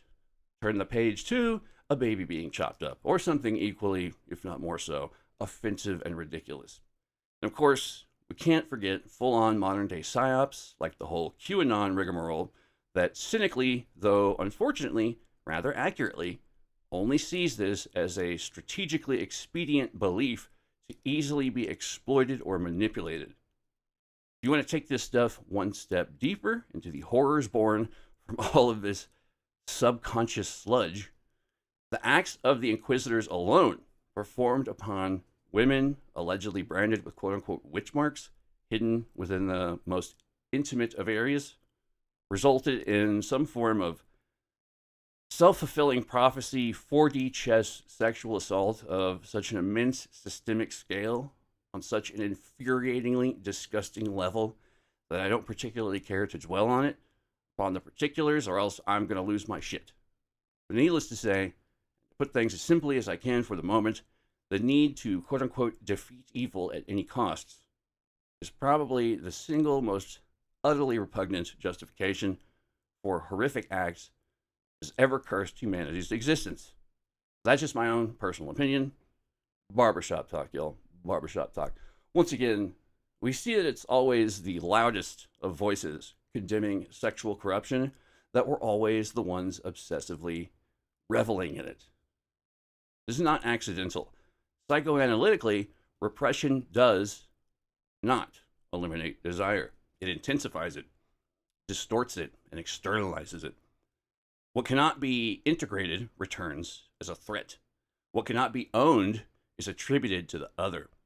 Demons become the carriers of forbidden impulses. Witches become vessels for transgression. Cultists become avatars of everything the believer is not allowed to want, imagine, or admit. In this sense, Christian demonology may tell us less about the literal non-human entities and more about the sexual unconscious of a civilization at war with its own body. The panic narratives do not merely accuse outsiders of violating children, bodies, and souls. They obsessively rehearse scenarios of domination, submission, contamination, and initiation. They replay the same scenes across centuries, swapping costumes but preserving the choreography. Step 2 and violate. Woo! What changes is the enemy. What remains is the fantasy structure. This doesn't mean abuse never occurs, though. It means that the form abuse takes in these stories is pre-shaped by theology. It means the imagination has been trained to see sex as invasion, pleasure as manipulation, and consent as something that can be retroactively nullified by authority. And crucially, it means Christianity may have created the very symbolic monsters it claimed to be fighting. Before moving forward, A clarification is not only appropriate, it's very necessary. History does contain genuine, documented cases of systematic sexual abuse embedded within elite power structures. These are not speculative, symbolic, or imaginary. They recur wherever wealth, access, secrecy, and institutional protection converge. Across centuries, the pattern remains consistent. Vulnerable individuals are exploited, silence is enforced, and accountability is delayed or diluted, if it exists at all. Figures such as Gilles de Rais in the 15th century, or more recently, Jeffrey Epstein and his circle of friends, we know who I'm talking about specifically. Again, it's always the loudest ones.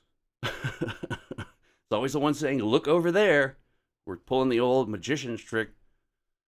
This demonstrates that abuse at the highest social strata does not require secret cosmologies to exist. It requires only impunity. These cases are disturbing precisely because they are mundane in their mechanics and devastating in their consequences. But when each of these scandals surfaces, they do something culturally volatile. They ignite the underlying mythology. The exposure of elite abuse confirms a deeply unsettling intuition that power operates under different rules, that some crimes remain hidden by design, and that justice is unevenly applied. In the absence of transparency, the imagination rushes to supply coherence. Patterns become plots. Networks become omnipotent hierarchies. Corruption metastasizes into cosmology. And this is where the harm multiplies. Mythologizing real abuse does not clarify it. It obscures it. Adrenochrome. Survivors are transformed from witnesses into symbols. Their experiences are absorbed into grand narratives that drown out specificity, evidence, and individual accountability. Trauma becomes raw material for ideology. And at the same time, investigators, journalists, doctors, and advocates are placed in an impossible position. When abuse is framed as part of a totalizing, supernatural, or all-encompassing conspiracy, serious inquiry becomes radioactive. No one wants to touch it. Skeptical scrutiny is recast as complicity. Due process is painted as denial. Entire fields of investigation are discredited by association with claims they did not make. This creates a perfect environment for demagogues. Cultural opportunists thrive on moral panic. Inflated narratives allow bad actors to redirect outrage away from material reform and toward the spectacle. The circus. Dirty, dirty circus. Real perpetrators disappear into the noise. Institutions that deserve accountability shelter behind the implausibility of the accusations leveled against them. The public, overwhelmed by the scale of the horror, disengages. In this way, mythic inflation becomes a gift to those in power. It fractures solidarity, it exhausts attention, and it replaces actionable truth with cosmic dread. It turns justice into theater and investigation into ideology. And perhaps most cruelly, it re-victimizes those already harmed by folding their lives into stories that were never about them in the first place. This does not mean abuse should be minimized.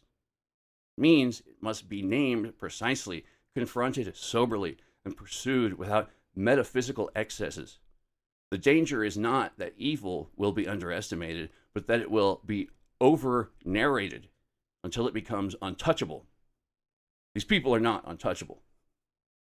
Christian demonology offers a cautionary precedent. It did not invent corruption, but it transformed it into spiritual warfare. And in doing so, it produced centuries of hysteria, false confessions, moral grandstanding, and institutionalized violence, while leaving underlying power structures largely intact. When modern cultures repeat this move, recoding structural abuse as some grand conspiracy, they risk reenacting the same disaster with new costumes. This distinction matters because it marks the boundary between explanation and evasion. If real abuse teaches us anything, it's not that demons walk among us, but that systems without accountability will always generate predators. When explanation drifts into mythology, justice slips further out of reach. And yet, alongside these dangers, another claim persists, one that refuses both panic and denial. The claim that some individuals across history believed the system itself could be confronted, navigated, or even escaped, not through hysteria, but through knowledge. This is where the accusations of elite corruption give way to something stranger, the mythology of elite exception. Running parallel to these panic narratives is a quieter, much more dangerous idea. Not everyone is trapped. Across occult history, we find repeated claims that certain individuals or groups discovered ways to negotiate with the system directly, not through prayers or obedience, but through techniques, through ritual, through knowledge. This is the terrain hinted at in works like The Game of Saturn. Good book, check it out. The notion that reality operates as a layered bureaucracy of intelligences, jurisdictions, contracts. Ritual system of theurgy, specifically, is not worship but navigation, a way to assert agency inside a system that otherwise treats humans as resources, vessels, or paperwork. Human biocapital, I believe, is the proper term today. Historically, figures associated with this impulse appear again and again. Gnostics, like Simon Magus, accused of stealing the divine fire. Neoplatonists, like Apollonius of Tyana, rumored to command diamonds. Esoteric Buddhist and Bodhisattva traditions seeking escape from the wheel. Modern mystics like Philip K. Dick, haunted by the suspicion that reality itself is administered over. In conspiracy mythology, this becomes the story of secret elites, those who know the rules, exploit loopholes, and secure favorable terms for themselves and their bloodlines. Whether this is literal, symbolic, or psychological doesn't really matter. The narrative persists because it answers a question that haunts all the others. Why does it feel like some people are acted upon while others act? Seen this way, the satanic panic narratives are not random delusions, nor are they simple hoaxes. They are cultural pressure leaks. Moments when suppressed mythological structures resurface under modern conditions.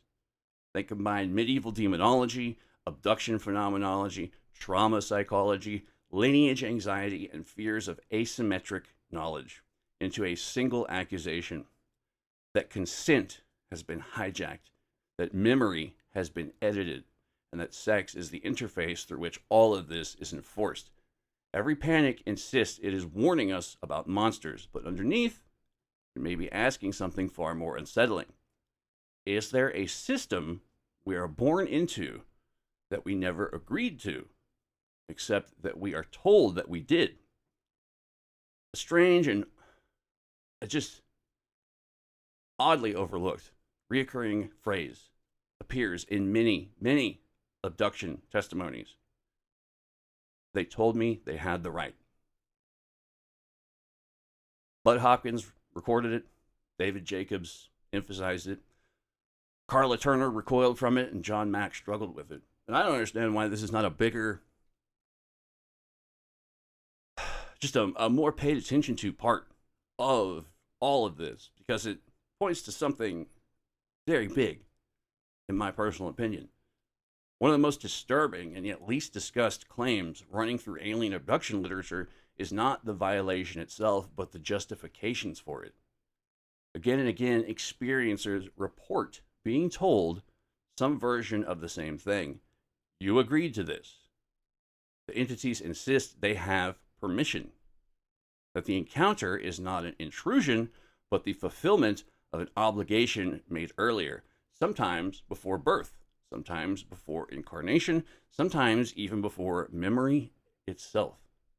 This brings us to one of the most unsettling overlaps between medieval demonology and modern abduction narratives: the repeated assertion by non-human entities that they have the right to do what they are doing.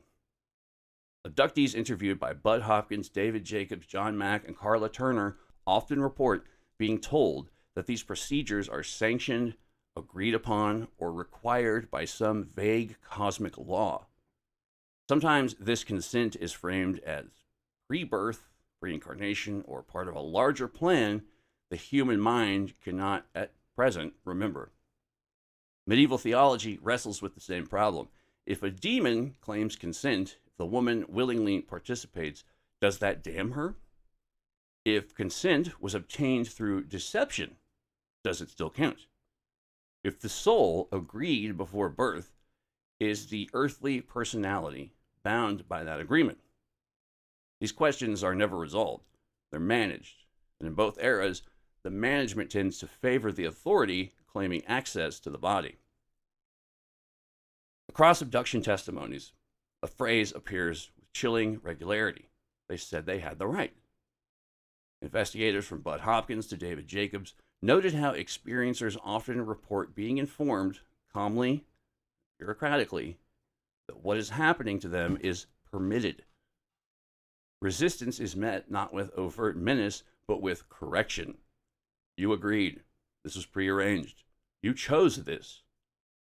The language isn't predatory in the ordinary sense. It's administrative.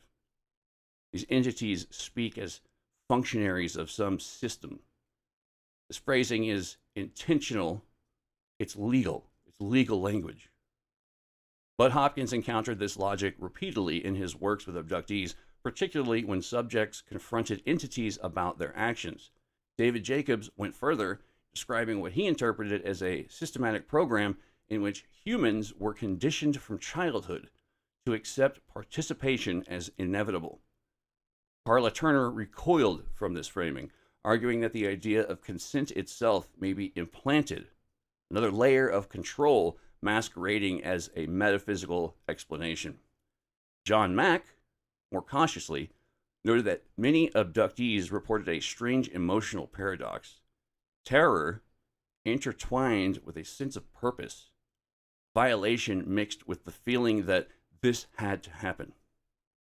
And this logic is not new. Medieval demonology literature is saturated with the same claim. Spirits and demons assert lawful standing, rights granted by God, by cosmic order, or by human invitation. In modern abduction narratives, entities have been known to invoke pre-birth agreements, soul contracts, or reincarnation-related karmic obligations, though out of all the many, many, many abduction reports I've read or heard of, they've never utilized that kind of language. It's always vague and dismissive, if ever brought up at all. The experiencer doesn't remember consenting. The authority, or abductors, will insist that this quote-unquote consent does indeed exist. In trial records, accused witches were often said to have consented through compacts signed in dreams or visions, contracts remembered only after torture or confession. Sinistrari, notably, refused to treat consent as impossible. He argued that some women entered these relationships knowingly, others under deception, and others under coercion. The scandal for later demonologists was not the sex itself, but the implication that human will could intersect with non-human systems without clerical mediation. Because of the implication. That joke is more appropriate here than I think anywhere else you might hear it. Modern abduction narratives revive this exact tension. Carla Turner repeatedly emphasized that abductees are told their participation is necessary and pre-authorized, even when they experience terror or pain. John Mack, approaching from clinical psychiatry, observed that experiencers often felt encounters were simultaneously violating and quote-unquote meaningful, as if occurring within a framework larger than personal consent. He noted carefully that the experiences carried a metaphysical authority, indistinguishable from a religious encounter. And what emerges is not a simple story of assault, nor of any alleged quote-unquote agreements, but of jurisdiction. Who has authority over the human body and soul? And under what conditions can that authority be transferred, suspended, or overridden? This creates a unique psychological bind. Resistance is reframed as ignorance. Trauma becomes amnesia. Compliance is rebranded as some grand galactic destiny. And this paradox has a much older pedigree than modern ufology. In Gnostic cosmology, the human soul does not belong naturally to the world. It descends from a higher realm and becomes trapped in matter through deception. The archons, non-human rulers who administer the cosmos, are not creators, but jailers, maintaining a false order through ignorance and forgetfulness. Crucially, memory is the enemy. Salvation comes not through obedience, but through anamnesis, remembering who and what you were before you came here. Within this framework, the claim of pre-life consent becomes immediately suspect. If the soul is deceived into incarnation, then any quote-unquote agreement made under condition of ignorance is already compromised. The Gnostic texts repeatedly emphasize contracts signed under false pretenses, rulers who claim authority they do not possess, and cosmic systems that rely almost entirely upon amnesia in order to function. This mirrors abduction narratives with eerie precision. Experiencers are often told that forgetting is necessary, that remembering would interfere with the mission, that fear is a sign of misunderstanding. The entities present themselves not as invaders, but as administrators of a system too vast for our puny human minds to comprehend. In both cases, the subject is denied informed consent, and then essentially blamed for failing to remember ever giving it in the first place. The most disturbing version of this claim appears when abductees are told the agreement occurred before birth, quote unquote. Memory loss is framed as procedural. Trauma is reframed as fulfillment.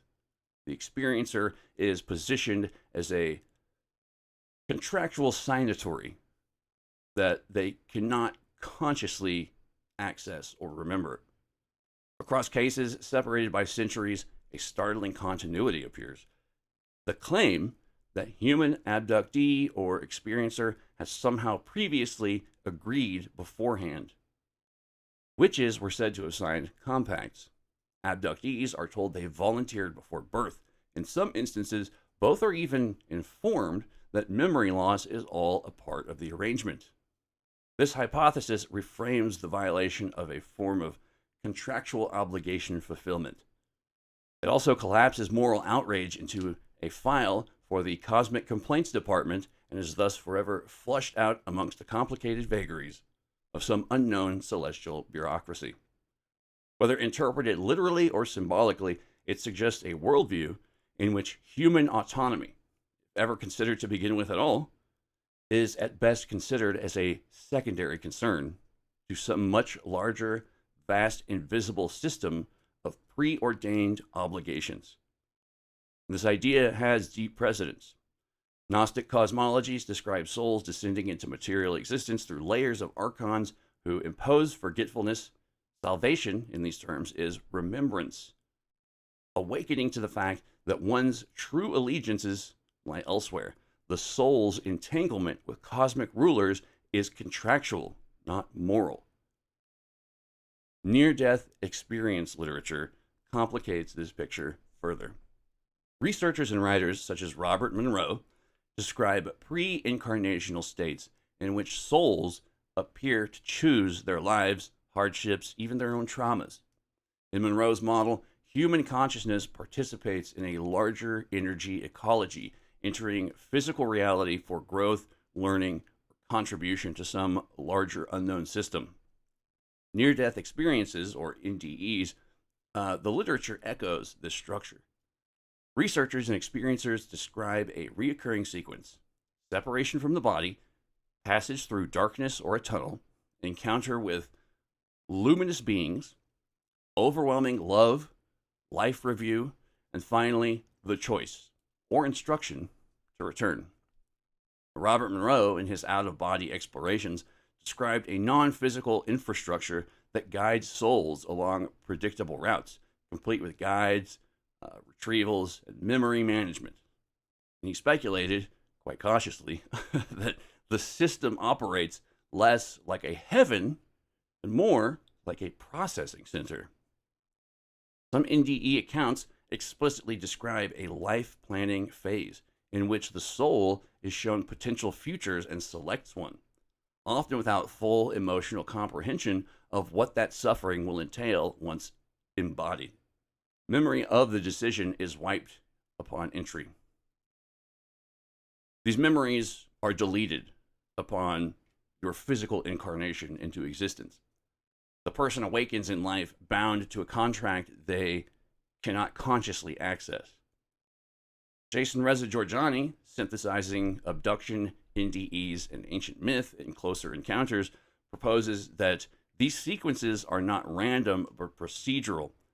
Induction, disorientation, displays of authority, quote unquote, consent, extraction, memory alteration, and so on.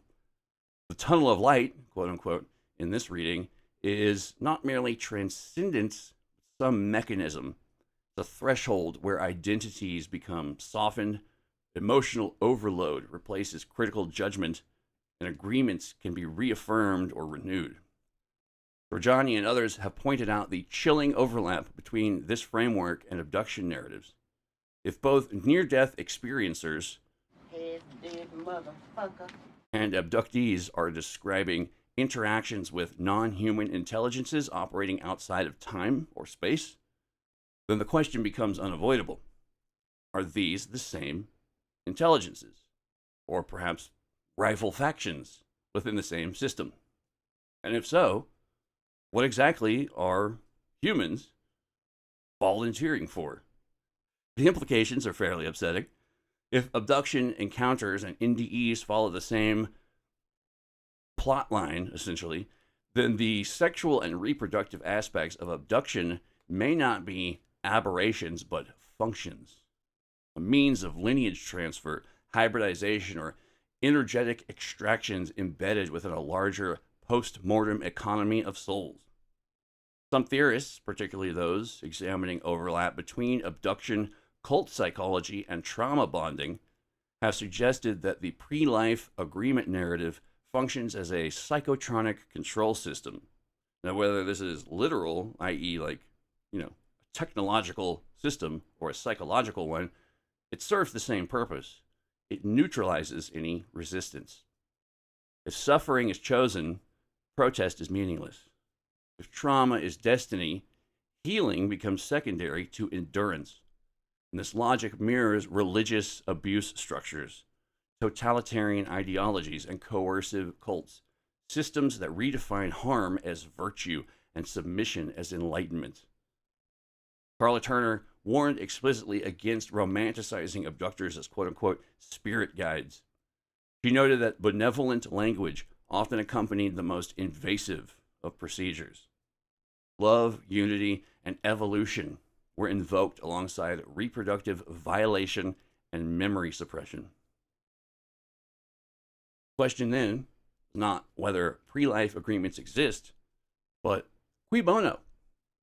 Who benefits from us believing that they do? In both experiences, the sequence unfolds with uncanny similarity. First comes immobilization or separation from the body, sleep paralysis, disassociation, or even clinical death.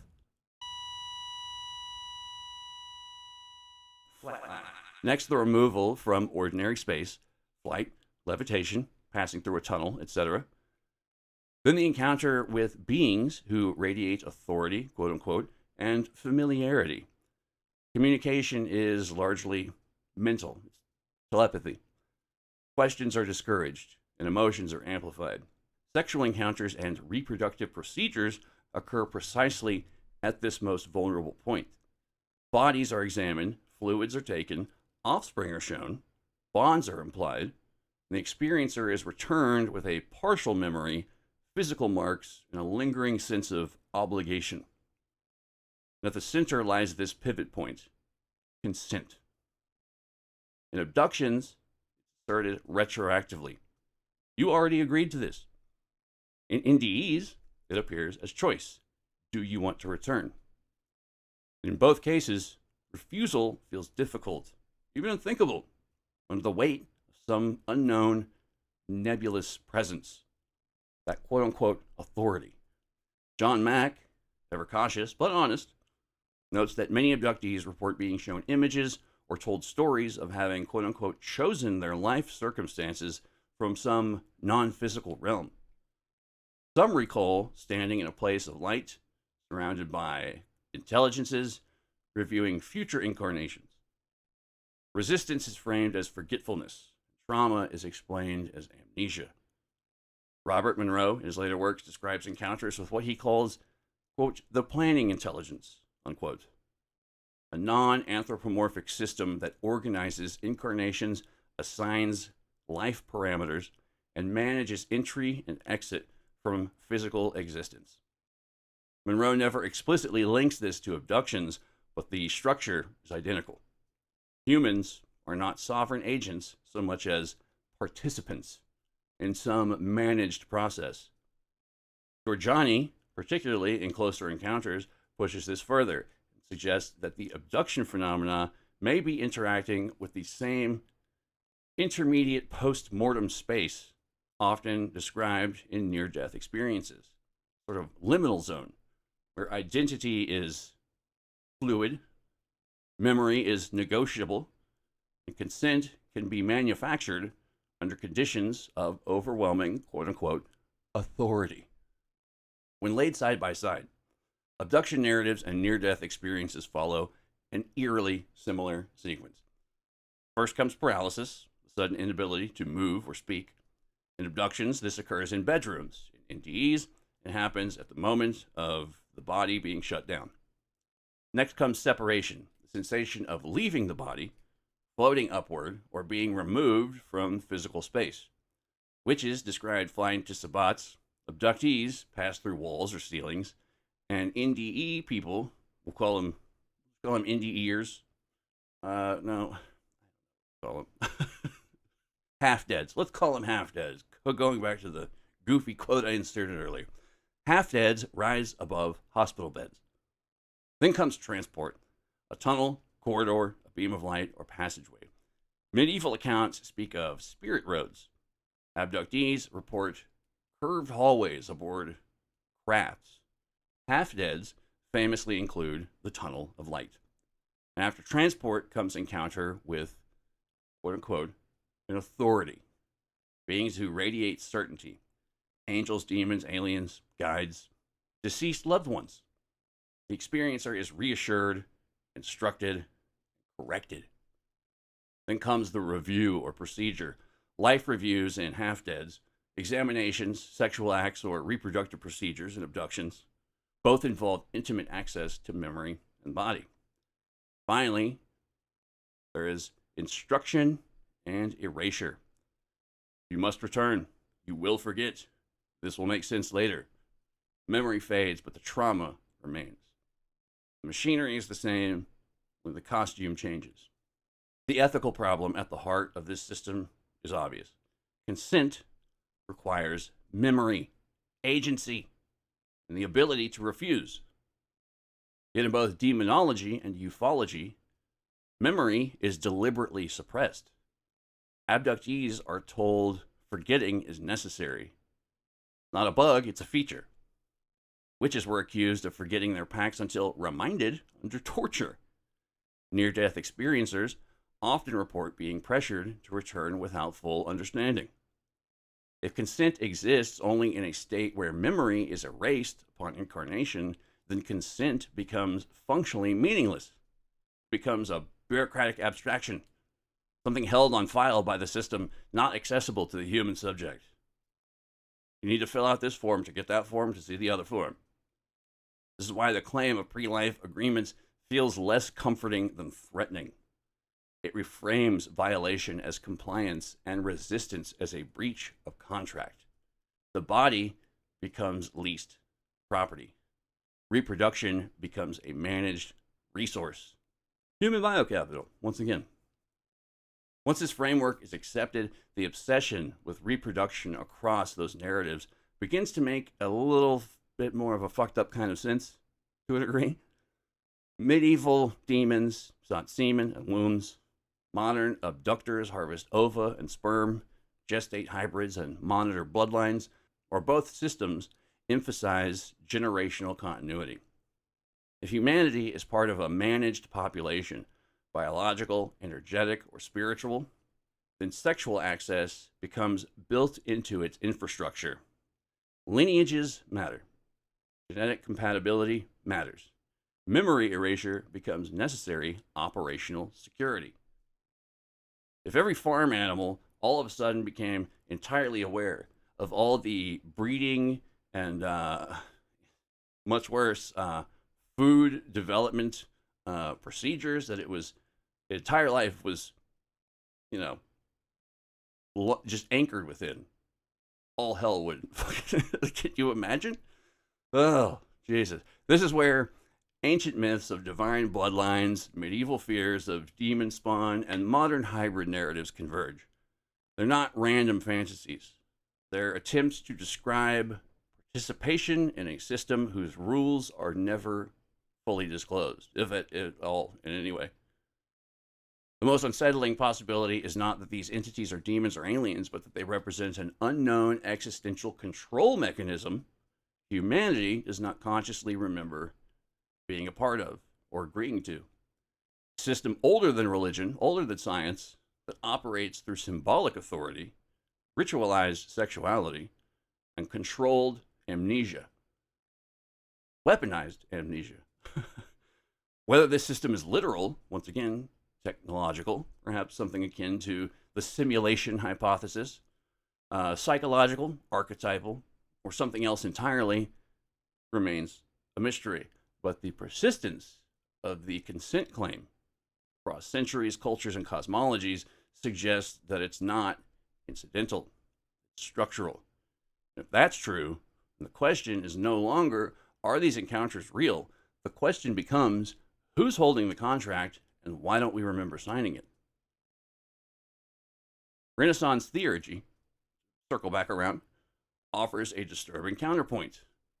Systems described obliquely in works like the aforementioned Game of Saturn suggest that trained practitioners believed they could navigate this non-human bureaucracy proactively, invoking angels, diamonds, and planetary intelligences to negotiate certain outcomes. Theurgists did not deny the system, they attempted to hack it. Renaissance theurgic systems treated contact with non-human intelligences as lawful, contractual, and procedural. Angels, planetary spirits, diamonds, all of them operated within hierarchies governed by rules.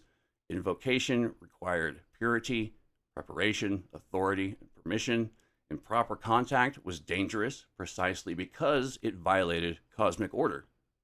The Game of Saturn hints at a metaphysical bureaucracy in which human souls are assets, energies, or nexus points within some much larger machinery. Participation is possible, but never neutral. Agreements are binding across lifetimes. Memory is deliberately constrained. Knowledge is compartmentalized. And the fact that, well, not the fact, the theoretical idea that these binding contracts go through genetic lineages, it kind of puts a whole new spin on ideas like family curses or epigenetic trauma or the sins of the father, karma, man. In this light, the abductor's insistence of consent begins to sound less like reassurance and more like legal language. Legalese. A ritual invocation gone wrong, a clause invoked, a loophole exploited. From this perspective, occult ritual becomes a technology of consent management, methods for initiating contact on human terms, preserving memory, and asserting agency. If abduction represents enforced participation, theurgy represents voluntary engagement or reclamation of contractual power. In modern conspiracy lore, this distinction reappears as the idea of secret elites who understand the system and exploit it, using rituals, bloodline management, or symbolic contracts to secure favorable terms. Whether literal or mythological, the narrative persists because it answers terror at the heart of these encounters, that most humans lack any sort of agency and are simply just reacting to being acted upon. There are believed to be a few who learn the rules just so they can break them. This takes us back to sex, lineage, and the body. When framed this way, human and non-human sexual encounters cease to be isolated scandals or aberrant hallucinations. They become crossover events within a larger system of transmission of genes, of souls, of authority, of memory, and obligation. Sex is not incidental to the encounter. It is the interface where identity is most changeable. It's where the lineage can be altered and where consent can be blurred, coerced, or retrospectively asserted. Across demonology and abduction literature alike, reproduction is never merely reproductive. Women report pregnancies without intercourse, lost pregnancies, phantom births, hybrid children shown briefly and taken away, or repeated extraction of reproductive material. Medieval witches spoke of children fathered by spirits who vanished, were devoured, or were raised somewhere else in the other realm, other world. Modern experiencers describe nurseries, genetic programs, and offspring they are permitted to hold but not keep. In fairly contemporary satanic panic narratives, the ritualistic abuse is multi-generational for both the victims as well as the perpetrators, while children are often bred specifically for sacrificial purposes. But in all of these cases, the lineage is displaced, removed from ordinary human kinship, and folded into this external economy of souls, energy, consciousness, whichever you prefer, whichever model you prefer. This suggests that the body is not simply violated, but enlisted, conscripted. You've just been drafted. But into what war? The human womb becomes a liminal site where jurisdictions overlap. Theology calls it corruption. Ufology calls it a breeding program.